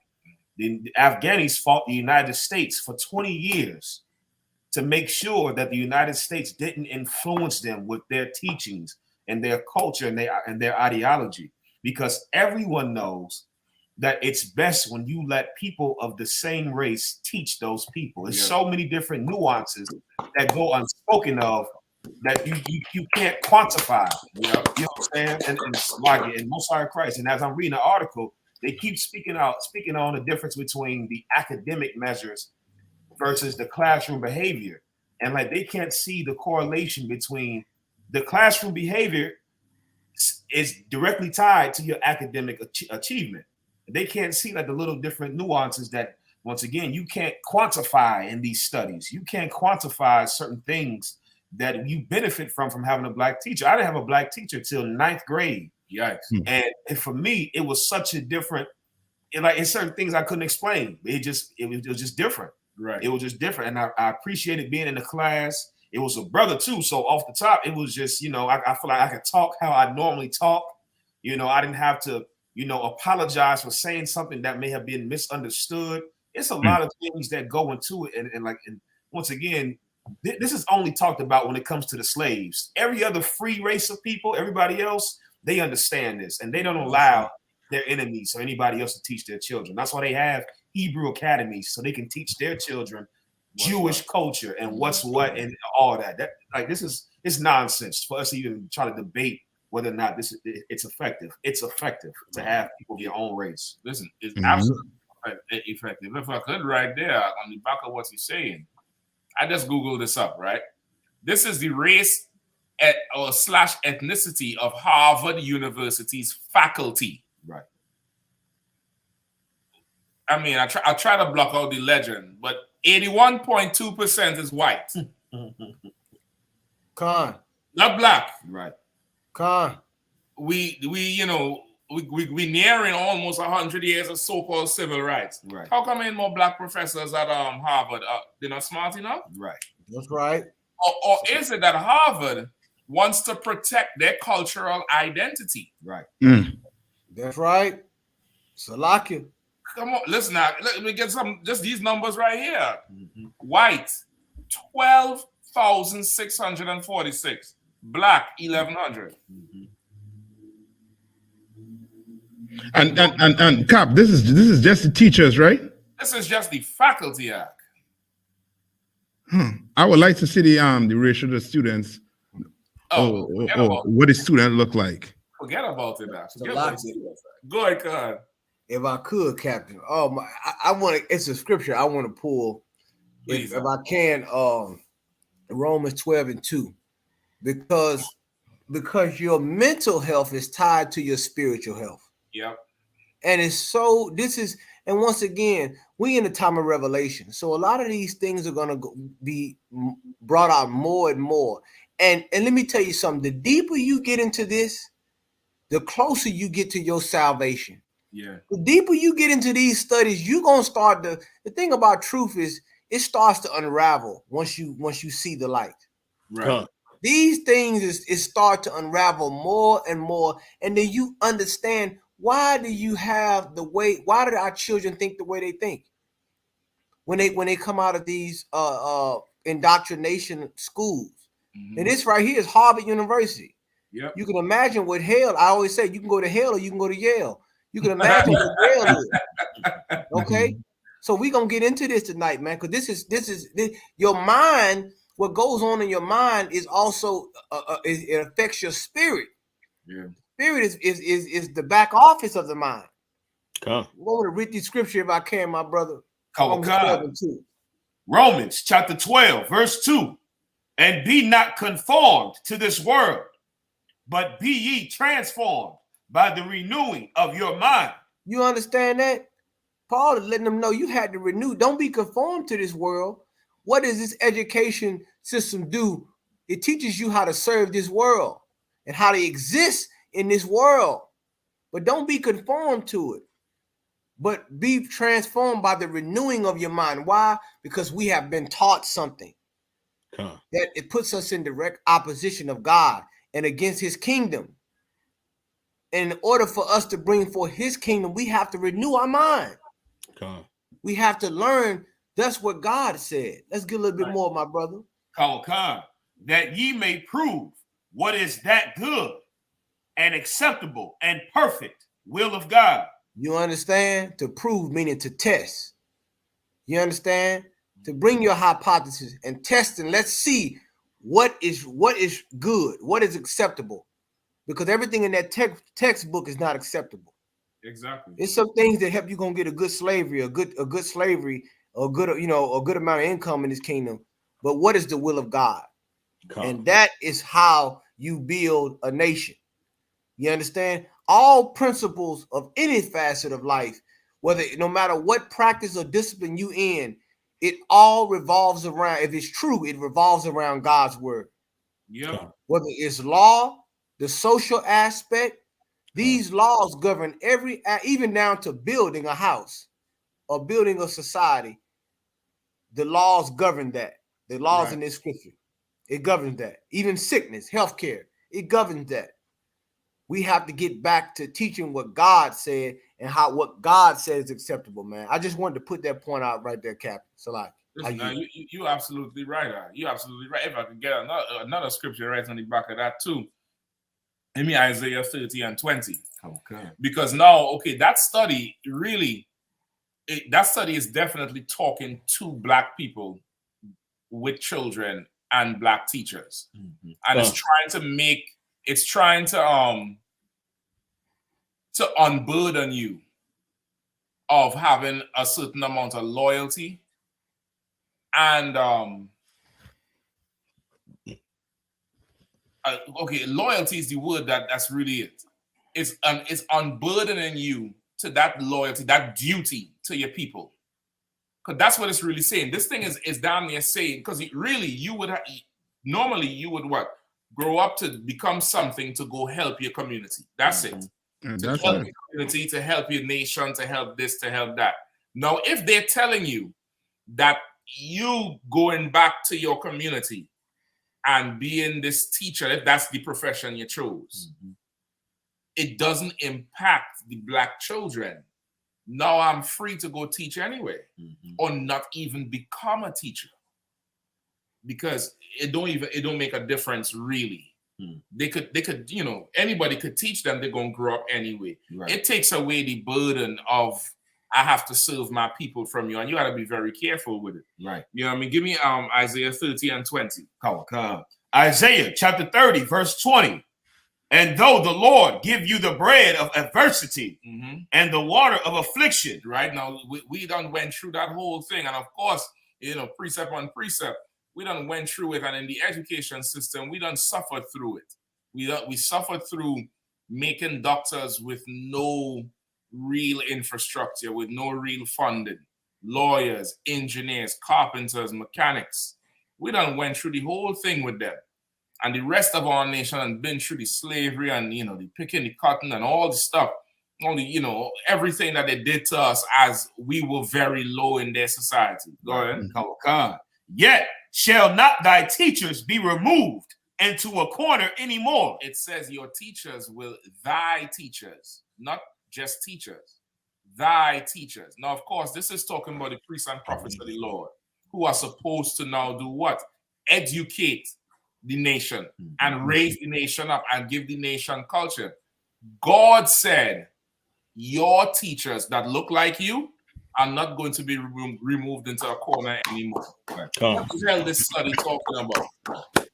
If Black teachers don't matter to Black kids, let Hawaiians teach Harvard. That's right. Go get the Somalians and put them on the goddamn faculty. And they say them Somalians and them Ethiopians so goddamn smart, and Nimrod was so great. Let their people go in there and teach. You wouldn't do that because you know the impact it will have on your children. That's right. You want to remove our teachers into a corner. The Bible said, thy teachers will not be removed into a corner anymore. Read on. But thine eyes shall see thy teachers. Say it again. But thine eyes shall see thy teachers. Now, why did the Lord say it's important for your eyes to see your teachers? Right. Imagine that. Now, of course, this is a for sure precept directly talking about the priests and prophets of the Lord. But imagine it's so, you know, you might just scan over it without even seeing it could the correlation. Right. You being able to identify, okay, yeah, those people are healers. Those people could educate me. Those people understand me. Those people have culture. Not being able to see it means that on one level, you can no longer yearn for help. Because yearning for help means you know there's somebody there to help you. Right. But if nobody's there to help you, then what do you do with the yearning? You That's get right. rid of it. That's natural. That's what the naysayers like to say about, you know, what we do on the street.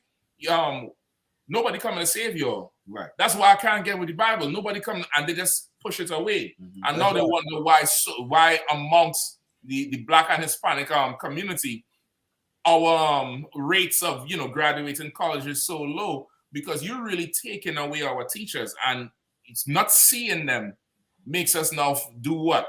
Struggle to get the help. And then when you struggle to get the help and you realize no help coming, you stop yearning for help. You stop wanting to see your teachers. And now you don't want to even see school. What the hell I'm going to school for? That's right. This don't make sense. What do you mean it don't make sense? The bankers, the gas station, everything runs on some sort of education. But somehow we live in some sort of, you know, some sort of paradigm, some sort of false reality that it doesn't make sense. Right. And it seems crazy to everybody else who looking, but they don't understand how deep the witchcraft starts and how early. They make it not make sense. But when the face I see in the morning, the face that drops me off at school, and I walk into the class and I see this whole alien in front of me. A whole alien in front of me. You know how kids are. You see something weird. You talking to them, they ain't hearing. They have to process this whole face. I mean, God, Captain, can I say one thing, Captain? Go ahead, Captain. What you just dropped something that was nuclear I'm sorry, on a lot of our brothers and sisters, and it just goes into the psychological and the witchcraft that they put on our people, man. Like what you just said was so. I mean, you think about this now. Now, if you think about what kids usually see in the ghetto with authority, with money and power. They usually see a drug dealer or some drug lord, or you know what I'm saying, or some woman that's you know what I'm saying. That's who they want to emulate. But you put them in a position where they can see their teachers. They can see, you know what I'm saying, the people who, and remember, like you said about the priesthood and things like that. There were disciplines and practices that was taught that was founded on the law of the Lord. Right. And Christ said this. He said that the very cornerstone that the builders rejected is going to be the stone that they need to finish this house.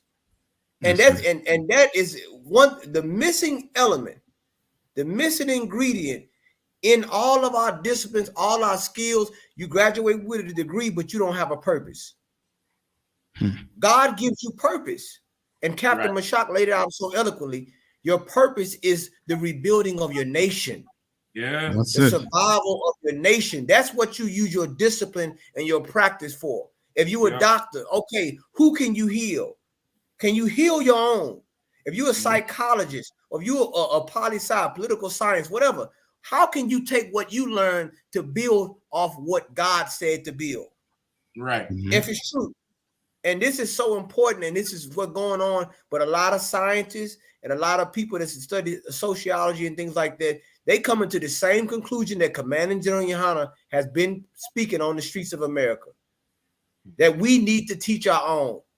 We need to be around. If you leave Black people alone, remember, Pharaoh didn't even want to let us go in the wilderness and serve our God for a time. Right. Because if you get us alone, away from all these other outside elements, God gonna intervene. Exactly. Without restraint, He gonna intervene. Yeah. And you gonna see something that you ain't never seen before come out of this nation. So like I yield, sir. No, you absolutely right. Go ahead, Cap. Nah, yeah, I was gonna just add on to what you all saying, which is is you clear, as can be, whereas the article trying to tell us basically that our community has been compromised a whole lot. And when I say compromise, meaning to the point whereas it's telling them that we accept their culture and reject our culture. You know what I mean? Like to the point whereas now you have, you know what I mean, they're able to say that it doesn't matter what teacher, when if it didn't matter what teacher it is, then what is the retention rate? Right. Okay. So we have more doctors today. We have more engineers today. Right. Like what is the end result of this study? The end result is, you know what I mean, like because we're in here, we're able to see that we are actually being destroyed in these schools just by not being taught by our own people. That's it. You understand? Like we did, you know what I mean? Like to them, it's like success, but it's not success to us. That's right. Right. You understand? To the oppressor, that's success to them. What they set out to do over 20 years ago, starting with Martin Luther King, with Lyndon, what's your president at that time? Lyndon Johnson? Lyndon B. Johnson. You understand? What they set out to do to destroy us completely, it's showing up today in your classrooms. Right. In your studies, it's showing up. And you. Yeah. Listen, I just want to hammer home one more if I could. You talk about it showing up in the classroom that attack. I say, well, you know what? Maybe I was wrong for just jumping to Harvard. Right? That was a little bit racist of me. I was racist. I jumped to Harvard. so I said, let me go see what Howard faculty is. Not only did they give Howard a smaller circle, you see how big Harvard circle was. Howard circle. It took all the page up. And then, lo and behold, 85.5% of Howard faculty is black. Mm-hmm. 9.4 is white, and the other is Asian. Of course, Howard is a much more smaller school than Harvard, so the faculty is, down near 10% in total. But it's down near 2,000 of the faculty is black. And then you have 200 white, 100 Asian, 2 native Indian, native Hawaiian, Salakia, and 2 multi-ethnic. No Hispanic. No Hispanic, none. Or none of them we know of. But if this doesn't matter, why isn't a HBCU taught by more white professors and America's flagship schools like Harvard and Yale taught by black minority people more? If that study is true, that study is absolute BS. That's right. Absolute BS. Let me get this really last paragraph of that thing there. Come on. Although we analyzed a nationally representative sample and examined for treatment effects across many student groups, our study has several limitations. The data was collected only for elementary school students. The experiences and performance of U.S. middle school and high school students may differ. It is also possible that matching's positive effects begin to emerge as students enter adulthood. For example, recent work finds that black students taught by black teachers are more likely to graduate from high school. No. What? But they didn't lead off with that shit, though. They didn't lead it. This is the last paragraph in the goddamn article. They did not lead with that shit. These months, I just said it a minute ago. For this study to be valid, you had to go check them kids at 15. Yeah. Right. You can't just test them for 2 months and think, it don't matter. Right. So like, go ahead, God. Look, Cap, and it's so heavy you brought out Howard University. I remember going down to Howard University, and me and Captain I.S.U.P.K, I'm sitting in some of the discussions they had with Dr. Greg Carr, who's a black, who's a black professor. And guess what? He would agree with exactly what you're saying, Captain. At Howard University, there's black professors who agree, which is why I say what Captain Mashak bringing out is new and clear. It's nuclear. What he's bringing out, because it's evident. The proof is in the pudding. All you have to do is look at the results. But the problem is they don't want to. They are afraid of this. And I said this before. The HBCU missed, I want to say almost missed, or basically they didn't miss a golden opportunity with critical race theory. Yeah. Because they have the advantage as far as being more black staff. It wouldn't be critical race theory if it's at a historically black institution. We would just be talking about black history. Right. But they don't even want to do that. Why? Because of the fear of the PWIs, the fear of the social stigma. But what Captain Mashak is saying is so right. Captain Nathak, Captain Soccer War, Officer Kazak Ahmad is bringing out is so right, because once again, these are the things that we must pay attention to. You know what I'm saying? Like our children are the future. And we have to understand why we need to implement the laws, statutes, and commandments. And like Captain Mashak said, our culture, the culture identity. Yeah. You have right here is cultural appropriation by white people. And keep in mind, these white teachers coming into these urban communities, they're building their racial resume. Yep. When they go to their next job, they can say, you know what? I believe in affirmative action because I taught in an inner city school. And now they can run for Congress. They can run for mayor because they can have your vote because they have taught you nothing, absolutely nothing about being black. Exactly. But we have taught them everything about being black. It's more of an education for them than it is for us. You know what I mean? Let me just get the last line here and we jump to Enrique Tario. So they say the studies prove that they're more likely to graduate from high school and enter college, particularly two-year colleges. You know what I mean? And you know why with the two-year colleges too?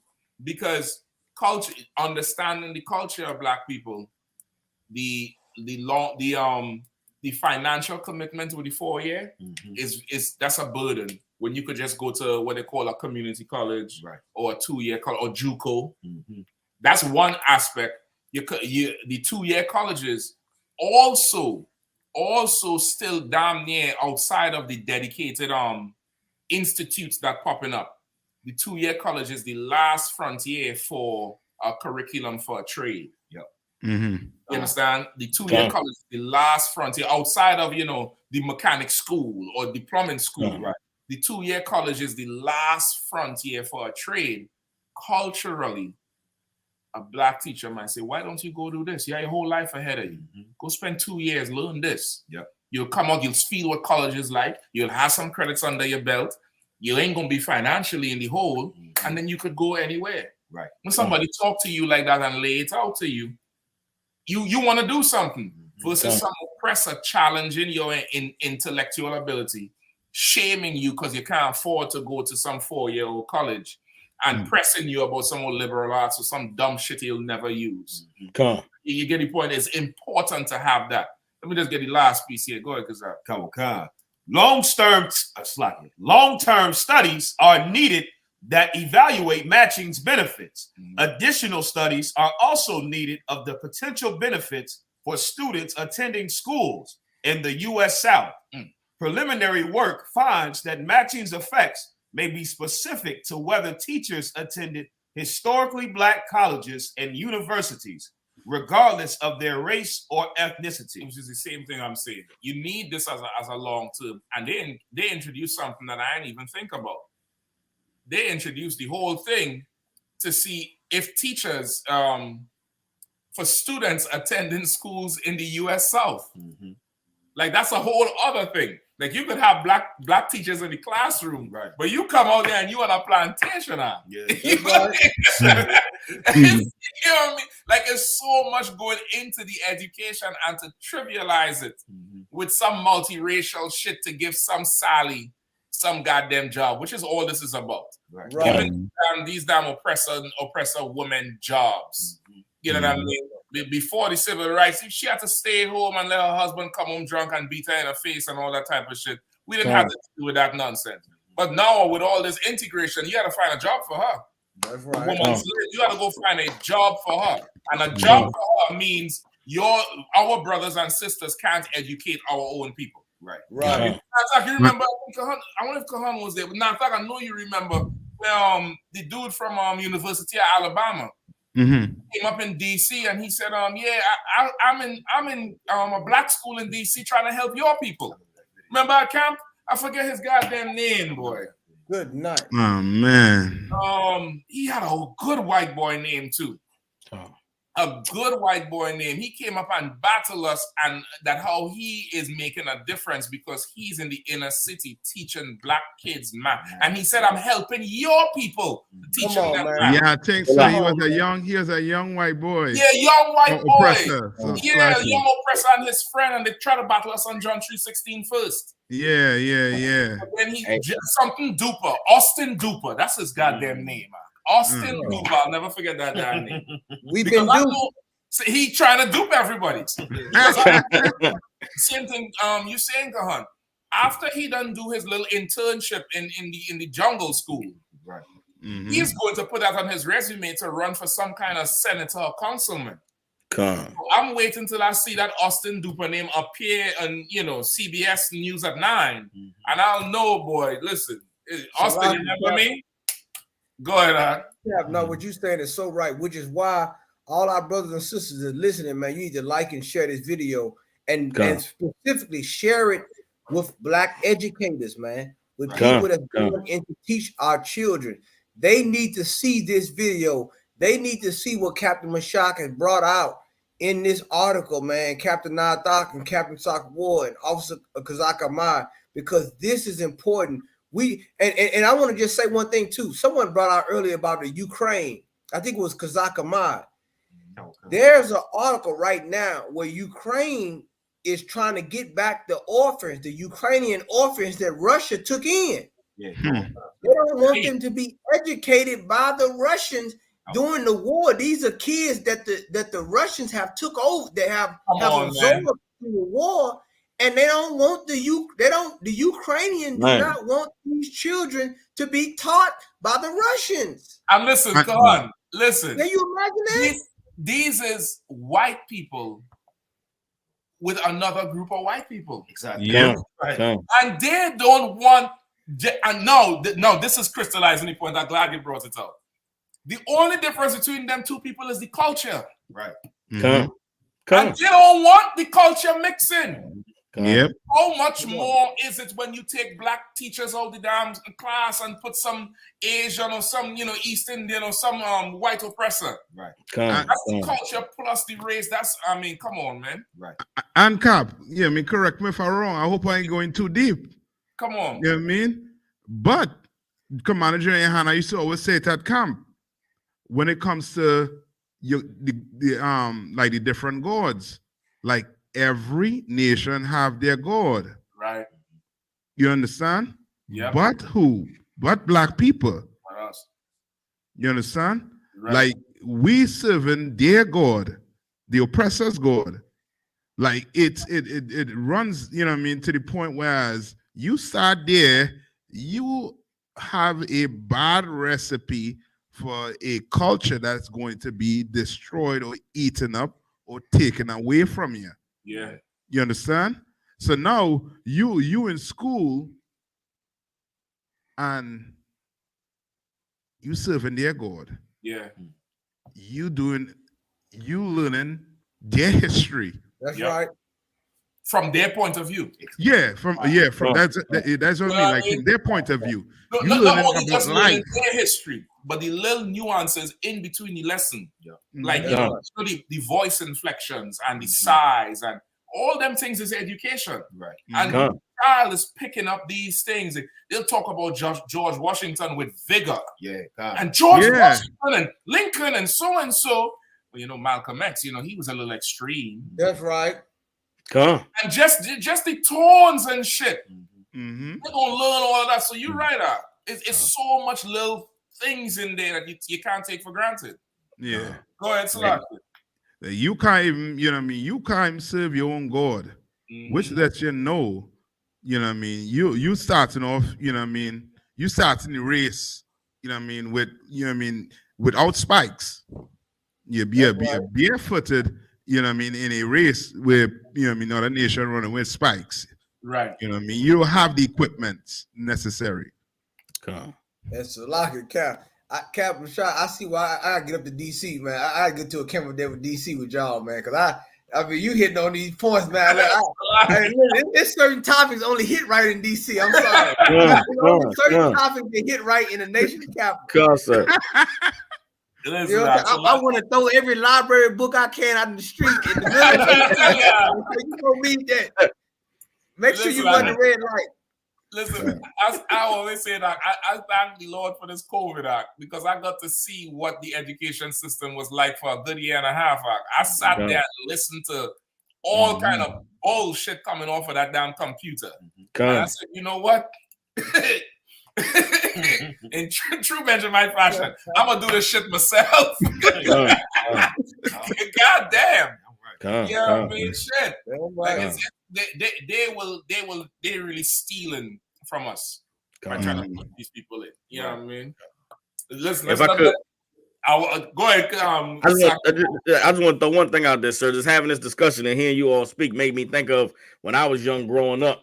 They fully there was a heavy push to accept these white teachers. I remember movies like what was the movie with the with Coolio had that song. With Coolio singing the track for it. Listen, that was an evil ass movie where these kids in this black school had all these troubles at home and issues, and it took some dusty white woman from some Midwest town somewhere to come and show patience and love and teach these these animalistic black children how to be civilized and learn how to learn mathematics and to read a book and learn how to appreciate poetry.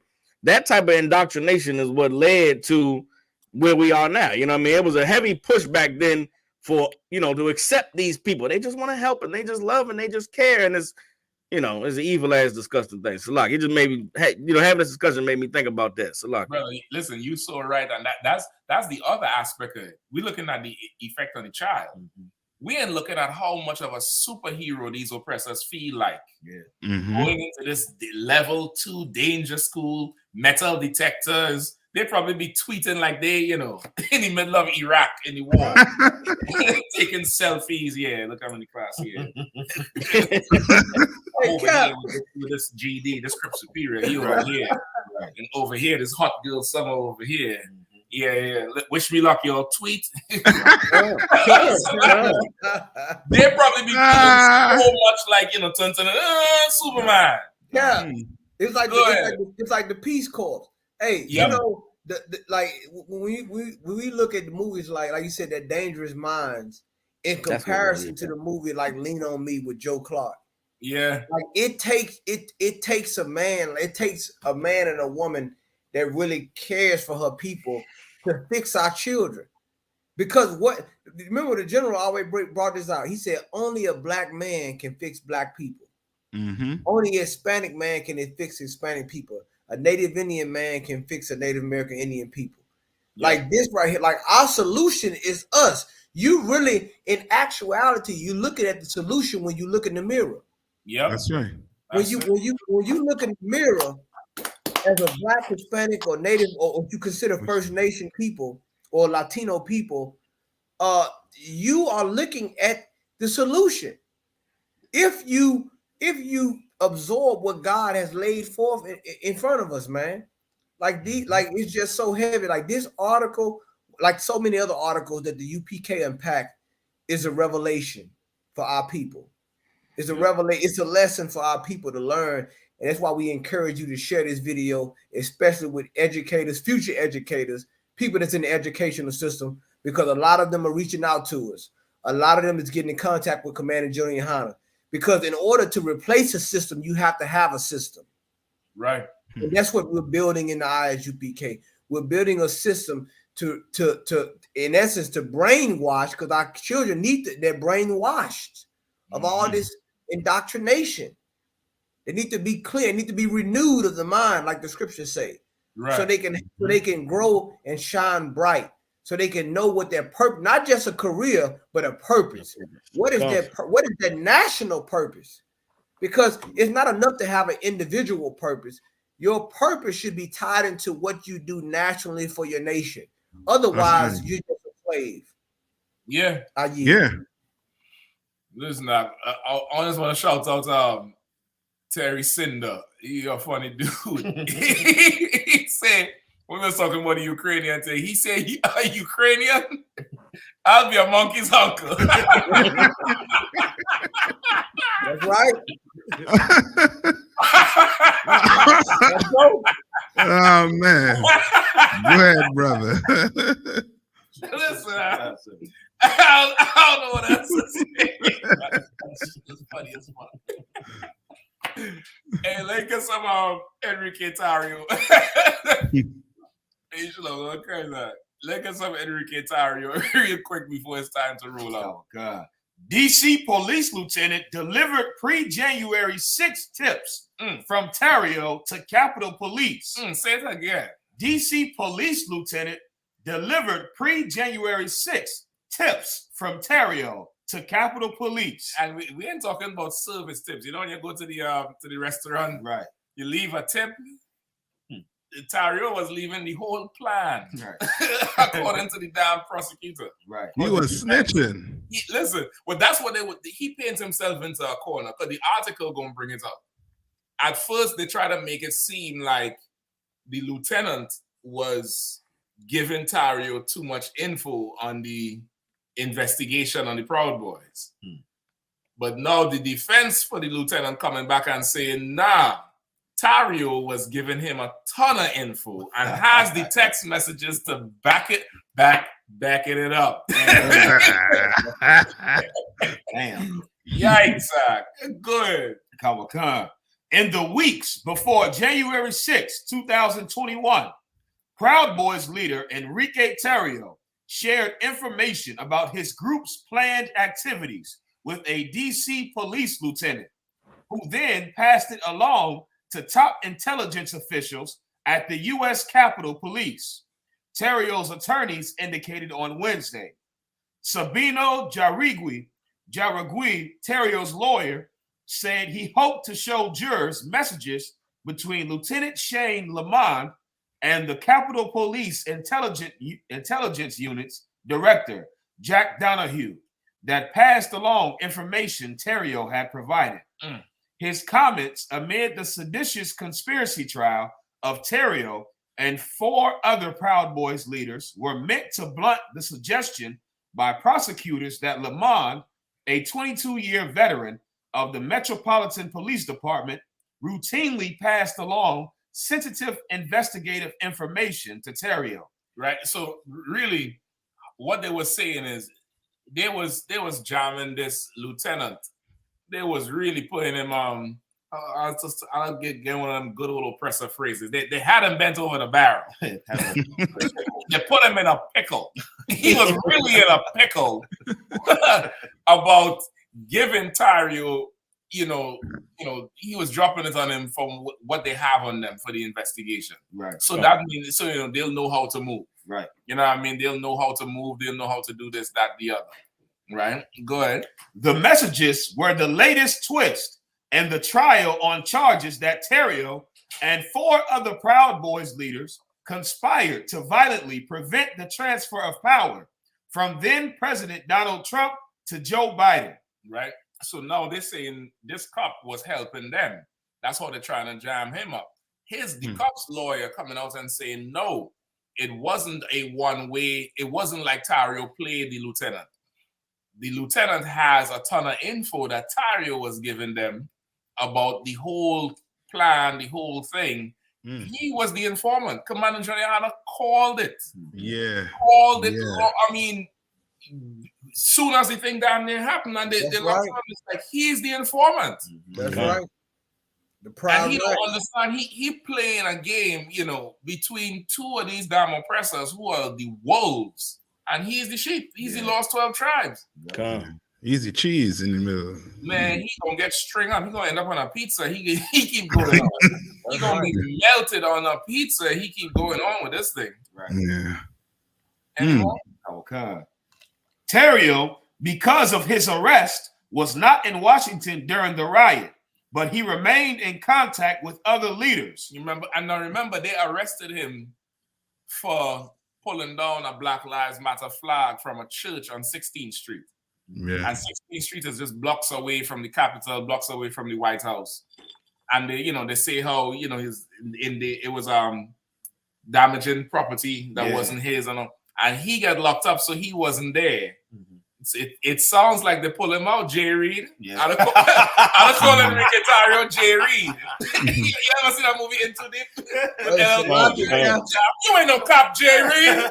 Jay Reed, you ain't no cop. Hey, Cap, out of deep cover. Hey, Cap, no, I was just about to say it was deep. It put him out on deep cover, man. Look. We've been saying they was the proud rats. You know, there's a whole bunch of snitching going on, but you right. The general definitely called it, and he let the brother know. Those that seen the video, and you can go back and check it, that the brother was in over his head, man. Yes, he was in over his head. Yes. You cannot be a mediator between two white groups of people, and not become dessert or food. Yeah, like it's too often that the lost sheep always become scapegoats in these type of situations, and now you have to snitch your way or lie your way out of it. You can't play both sides of the fence, man. No, you understand? Like this is what goes on, and pride go before destruction. Yep. I yield. Any more we got there? Listen, I just have right. He got in a pickle, and the dude name who he was hanging with in Florida is Bobby Pickles. Damn. Yeah. Pick up Itazab, man. Itazab for hooking up that whole improv boys into right. Hey, Cap. Hey, now Itazab can really drill home now. They want to say something right there now. Exactly. He really can drill home because he can really let them have it. Right. You know what I mean? Go ahead, Kawakan. Prosecutors say the Proud Boys played a leading role in pushing the crowd toward weak points in the Capitol's defenses, and that their own hand-selected allies were responsible for breaching police lines and ultimately the building itself at multiple points. The details of Terrio's relationship with Lamond had largely remained shrouded in mystery until Wednesday, when prosecutors unveiled dozens of messages between the two. Say that again? Kawakan. The details of Terrio's relationship with Lamond had largely remained shrouded in mystery until Wednesday, when prosecutors unveiled dozens of messages between the two. So listen, up until this thing bust on Wednesday, it was a mystery between this lieutenant and Tario. It was like, okay, like you know, is he an informant? What is they doing? Is this cop getting soft? Right. And until they come Wednesday now, and his lawyer come out with the text messages that proven it was collusion, and that's what Trump was saying. Yep. There was collusion. You know what I mean? There was collusion in the house. Good night. Any more? Kawakan. Over several months, including the crucial weeks before the January 6th attack on the Capitol, Lamond appeared to provide Terrio with inside tips about investigations pertaining to the far-right group. Lamond, who defense attorneys have lamented, is unable to testify in Terrio's defense because of the threat of potential prosecution he faces.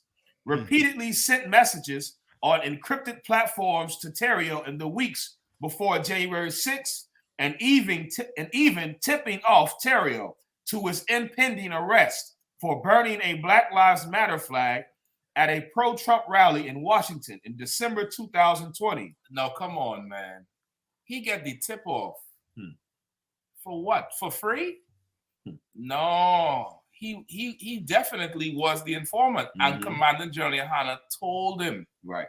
He told him that when he was trying to convince the general that we should not, we should come together and be like-minded. Right. Look who he wants us to be like-minded with. A bunch of drunks. Yep. He's smoking all the way. There's a part there where they come and they feel him up real good. They feel him up, put their hands on his neck and really feel him. Like, like a woman would feel on you after work or something. Feel him. Go ahead, Now, as you're saying it, that was a setup. Hell yeah. He was working for them a long time, and he was trying to get us to come join them so we could be implicated with. That's what the general was saying. That's what he was saying. Go ahead. And he will be, squealing like a good old piggy. Yep. That's exactly what the general was saying. The general was saying all this is to try to pull us in with this bullshit. Because, of course, the Bible says the white man is the devil. This ain't our doctrine. Right. The Bible says the white man is the devil. And he is now saying, well, yeah, they're fighting against you too, and you should join us and this and that and the other. But he was it. You remember the article came out how he was arrested before for something and they let him out. Yeah. He was arrested for snitching. He was arrested for snitching. Yeah. Before the incident with the flag, he was already arrested and came back out. So, I mean, we got to get paperwork on this man here, but we got to read the documents. Listen, I think we got to trace this thing all the way back to Kennedy. At this point, I think he was the mechanic on the car. Right. We got to trace this thing all the way back to Kennedy to what's the thing? Area 51. We got to trace this thing all the way back. Good night, boy. The general warned him. Yeah. The general warned him. That's right. You wanna go ahead and you defend the oppressor, and there's good people on both sides. All right. Let's see. Because I know that lieutenant, he ain't letting them 22 years of service go down the drain for your snitcher. He ain't doing that shit. He gonna produce the text messages. He gonna produce the surveillance tapes. He gonna bring the girlfriends, the boyfriends, to identify your dumb ass in court. Yeah. Hey Cap, what you saying is so right, because check this out. Like, they're not taking no loss. You know what I'm saying? Like, and let me tell you something. It's spiritual because this is wartime. You know what I'm saying? Like this is meaning it's wars and rumors of wars. But they gotta understand, you going out here doing this, working with these people. And listen, the general not only has warned him, but he has warned a lot of you other brothers and sisters that's listening, that's under the sound of our voice. Yeah. About some of it, directly and indirectly, about how some of the things that you involved in, some of the people you involved in with. He's warned you about this. And through his priests and prophets, we have warned you about these things. We're warned you about these white militia groups who say that they are sensitive to black people's issues and have you in there training with them. We warned you about these things. You understand? There is no brotherhood outside of God's plan, outside the UPK. You have to understand that. These people will betray you at the drop of a dime. They will use you for their political leverage, because if you can leverage credit, you can leverage people. And they turn out these people into merchandise all the time. He just happened to try to be a snitch. That's all the difference. You understand? But a lot of you ain't going to have time to snitch when they find out who you are. Yep. We're trying to wake you up. We're trying to let you know that you are behind enemy lines and you playing with fire. You know what I'm saying? This brother here is an Israelite. He's an Israelite being somewhere he shouldn't be. Right. And some of you Judites out there, I know my tribe very well. Some of you Judites, you don't believe fire is hot. Right. And then if you get burned, it ain't hot enough. I know my tribe very well. You better pay attention, and you know who you are is listening. You better pay attention to the UPK. I yield. Outside, as I said, shots fired. Shots fired. Shots fired. Now I was just gonna say he tried to play both sides, and he's still not on the right side. And like he tried to play both sides, but he don't know. You know, what I mean, the two of them is snakes, and they gonna bite. Right now, he sent in a resume to the KGB and Scotland Yard saying, let me work with y'all. I'll snitch on the FBI and CIA. He gonna just work with every agency until he can't work no more. Yeah. He gonna work with every single agency until, that's it. He just gonna work with, that's him. He just gonna be, secret agent man. Secret agent man. Good, it's rough, but that's what you get when you love the empire more than your people.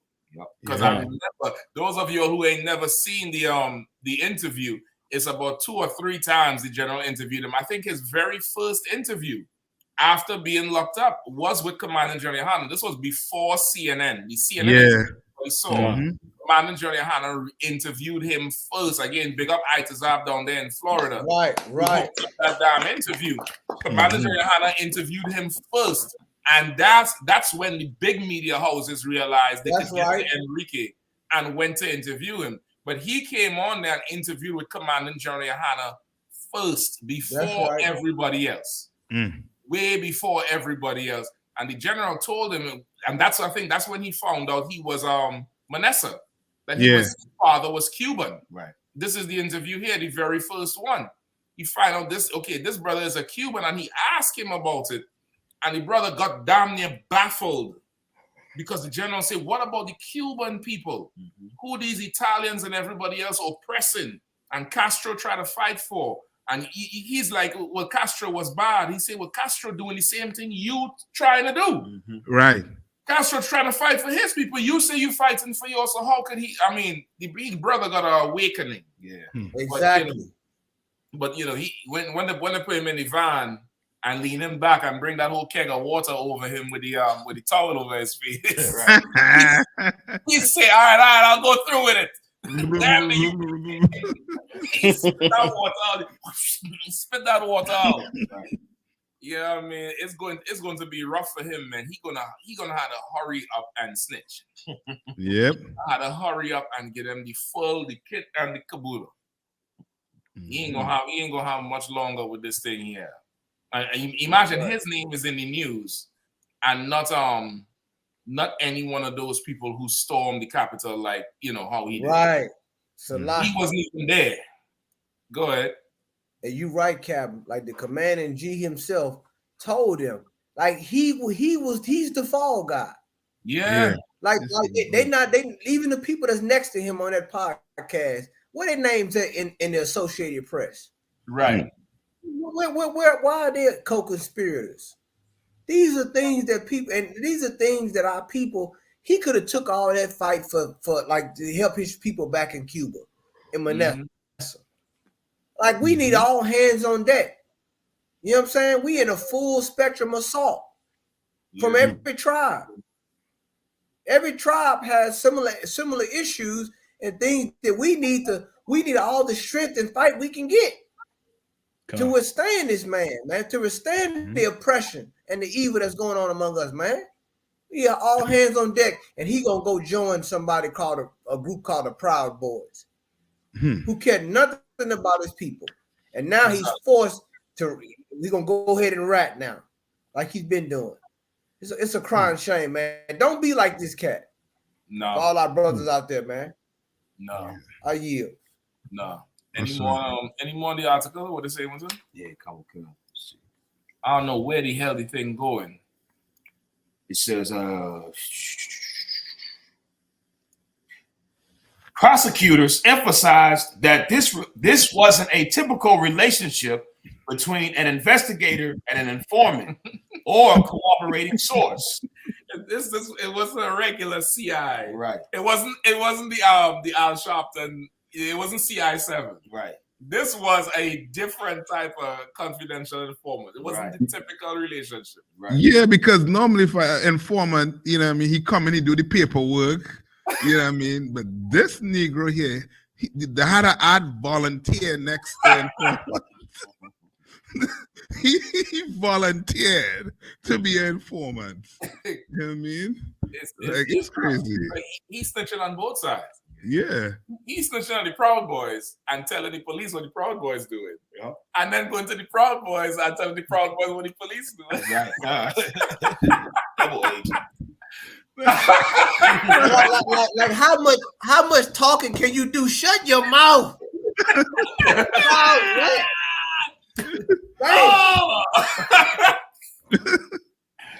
He wasn't the usual snitch. He was, he was a peculiar agent. Right. Mm-hmm. Yeah, I mean, man of mystery. Biblically, it was Lamont who appeared to volunteer sensitive information about investigations connected to Terrio, even when Lamont had learned that information from other agencies like the FBI or Secret Service. And Terrio, in turn, shared that information with Proud Boys allies, informing the group on January 4th, 2021, that the warrant for his arrest was just signed. He would be arrested the next day when he arrived in Washington, ahead of Trump's Stop the Steal rally, which would later morph into a riot that led to the storming of the U.S. Capitol.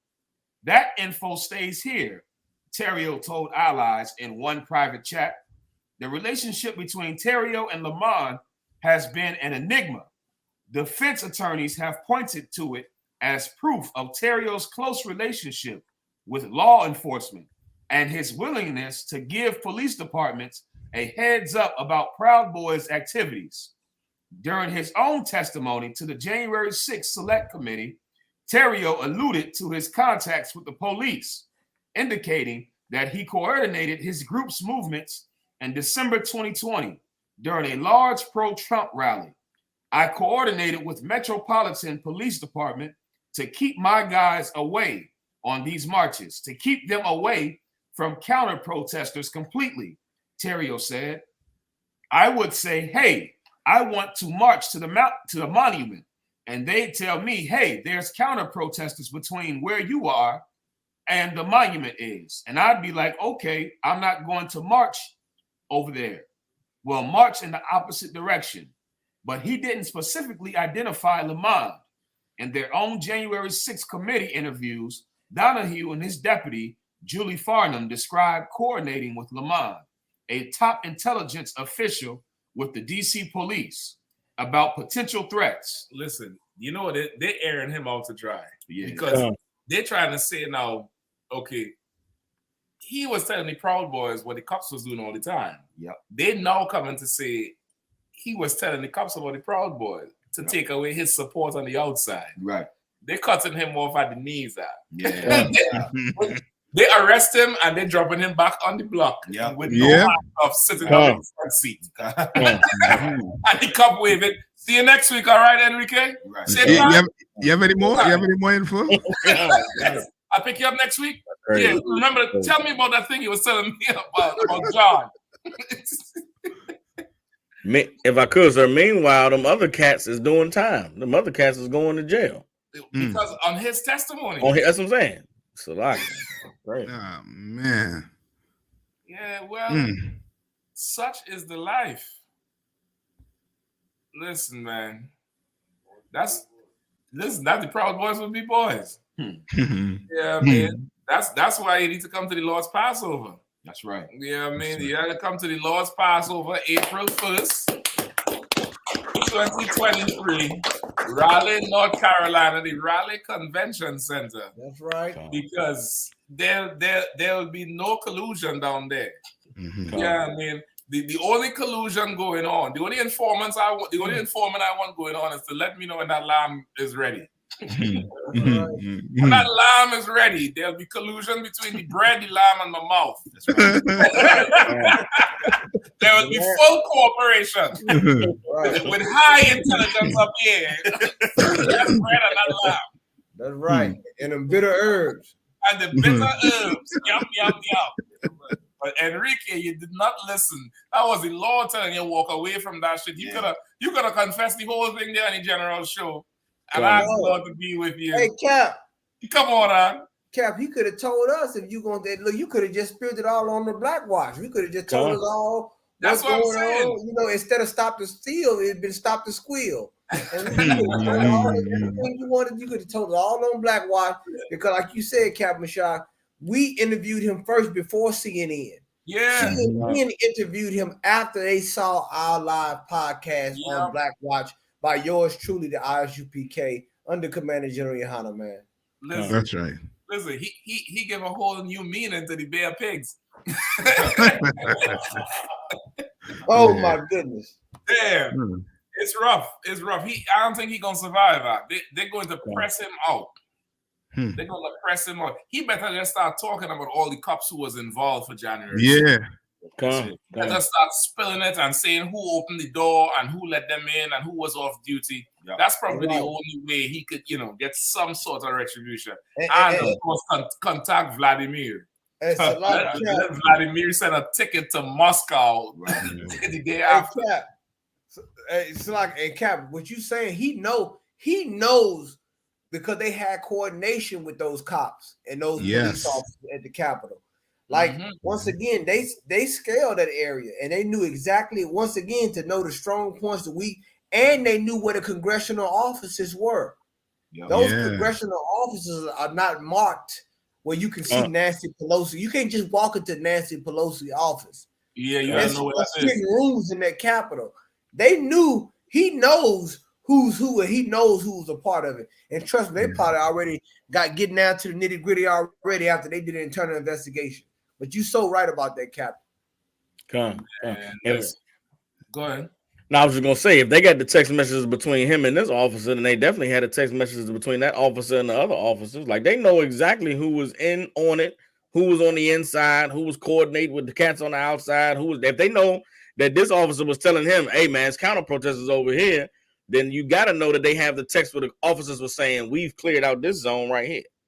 Like even in the story, it said that they knew where the weak points were. They knew where to coordinate and how to press on certain parts and where they was going to be able to break through the defenses and all types of stuff. So, he saw on top of all of that. You know what I'm saying? And what they're uncovering is that this was a full out, no honor amongst thieves situation. You had thieves working for the Capitol Police. You had thieves working with the Proud Boys that was coordinating with the police. Like it's a whole, if they make a movie about this, it's about 5 different twists and turns before the end of the day where they shitting on the desk. So like, it's a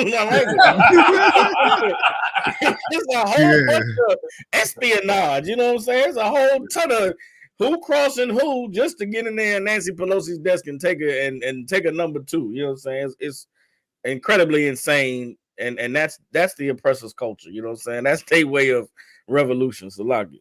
Yeah, they use him, man. They fully use him. They prop him up as leader of the Proud Boys, and they arrest him the day before. He get the tip off on the 4th. He arrived in DC on the 5th and wasn't there on the 6th. But goddamn. Yeah, and he looked like he knew that they was using him, and he tried to plot a way out, but he knew he couldn't. He couldn't just drop it like that. I'm gonna look for that article before. Whatever they held him on before, I think that's really what it was. It was something like he came out early or something like that, man. I know one of the charges was sedition.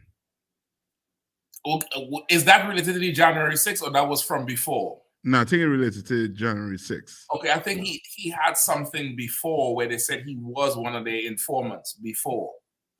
Before the whole thing with January 6th, before he was on the general show, they came out and they said it. He worked with the bureau before.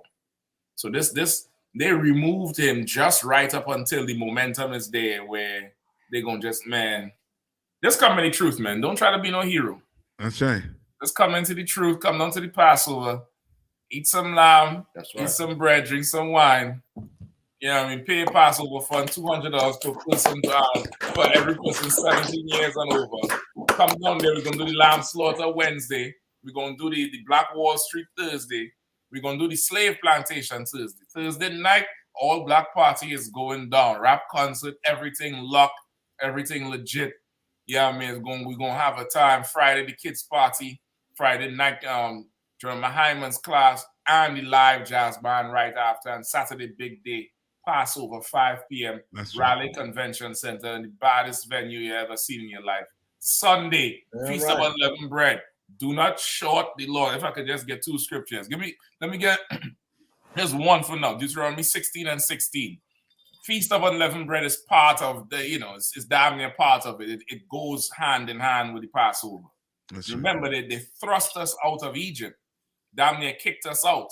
And the sisters did not have time to let the bread rise. And they had to make that unleavened bread on the way. They didn't put any leavening in it.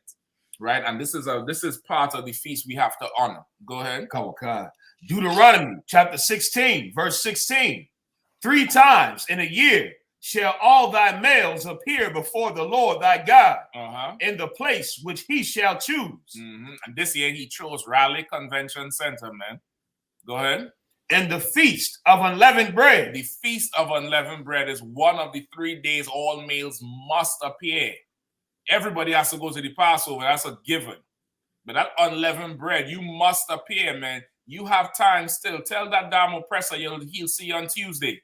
Come. Tell him he'll see you on Tuesday. When the Jewish man going for the Yom Kippur, you see them all over the place in the Maryland House, stopping on the Pike. A whole ton of them in their buses. Go press that oppressor, man. Be there for the Feast of Unleavened Bread, strong like it could be there for the Passover, man. Don't just leave the next day. Don't do that, man. It's a requirement of the Lord. Right? Go ahead. And in the Feast of Weeks, and in the Feast of Tabernacles. Right? All those 3 feasts, you don't have to be there. Go ahead. And they shall not appear before the Lord empty. And don't come empty either. Bring that $200, man. Bring it in there. Put it in. Send it in now, in fact. It's tax season.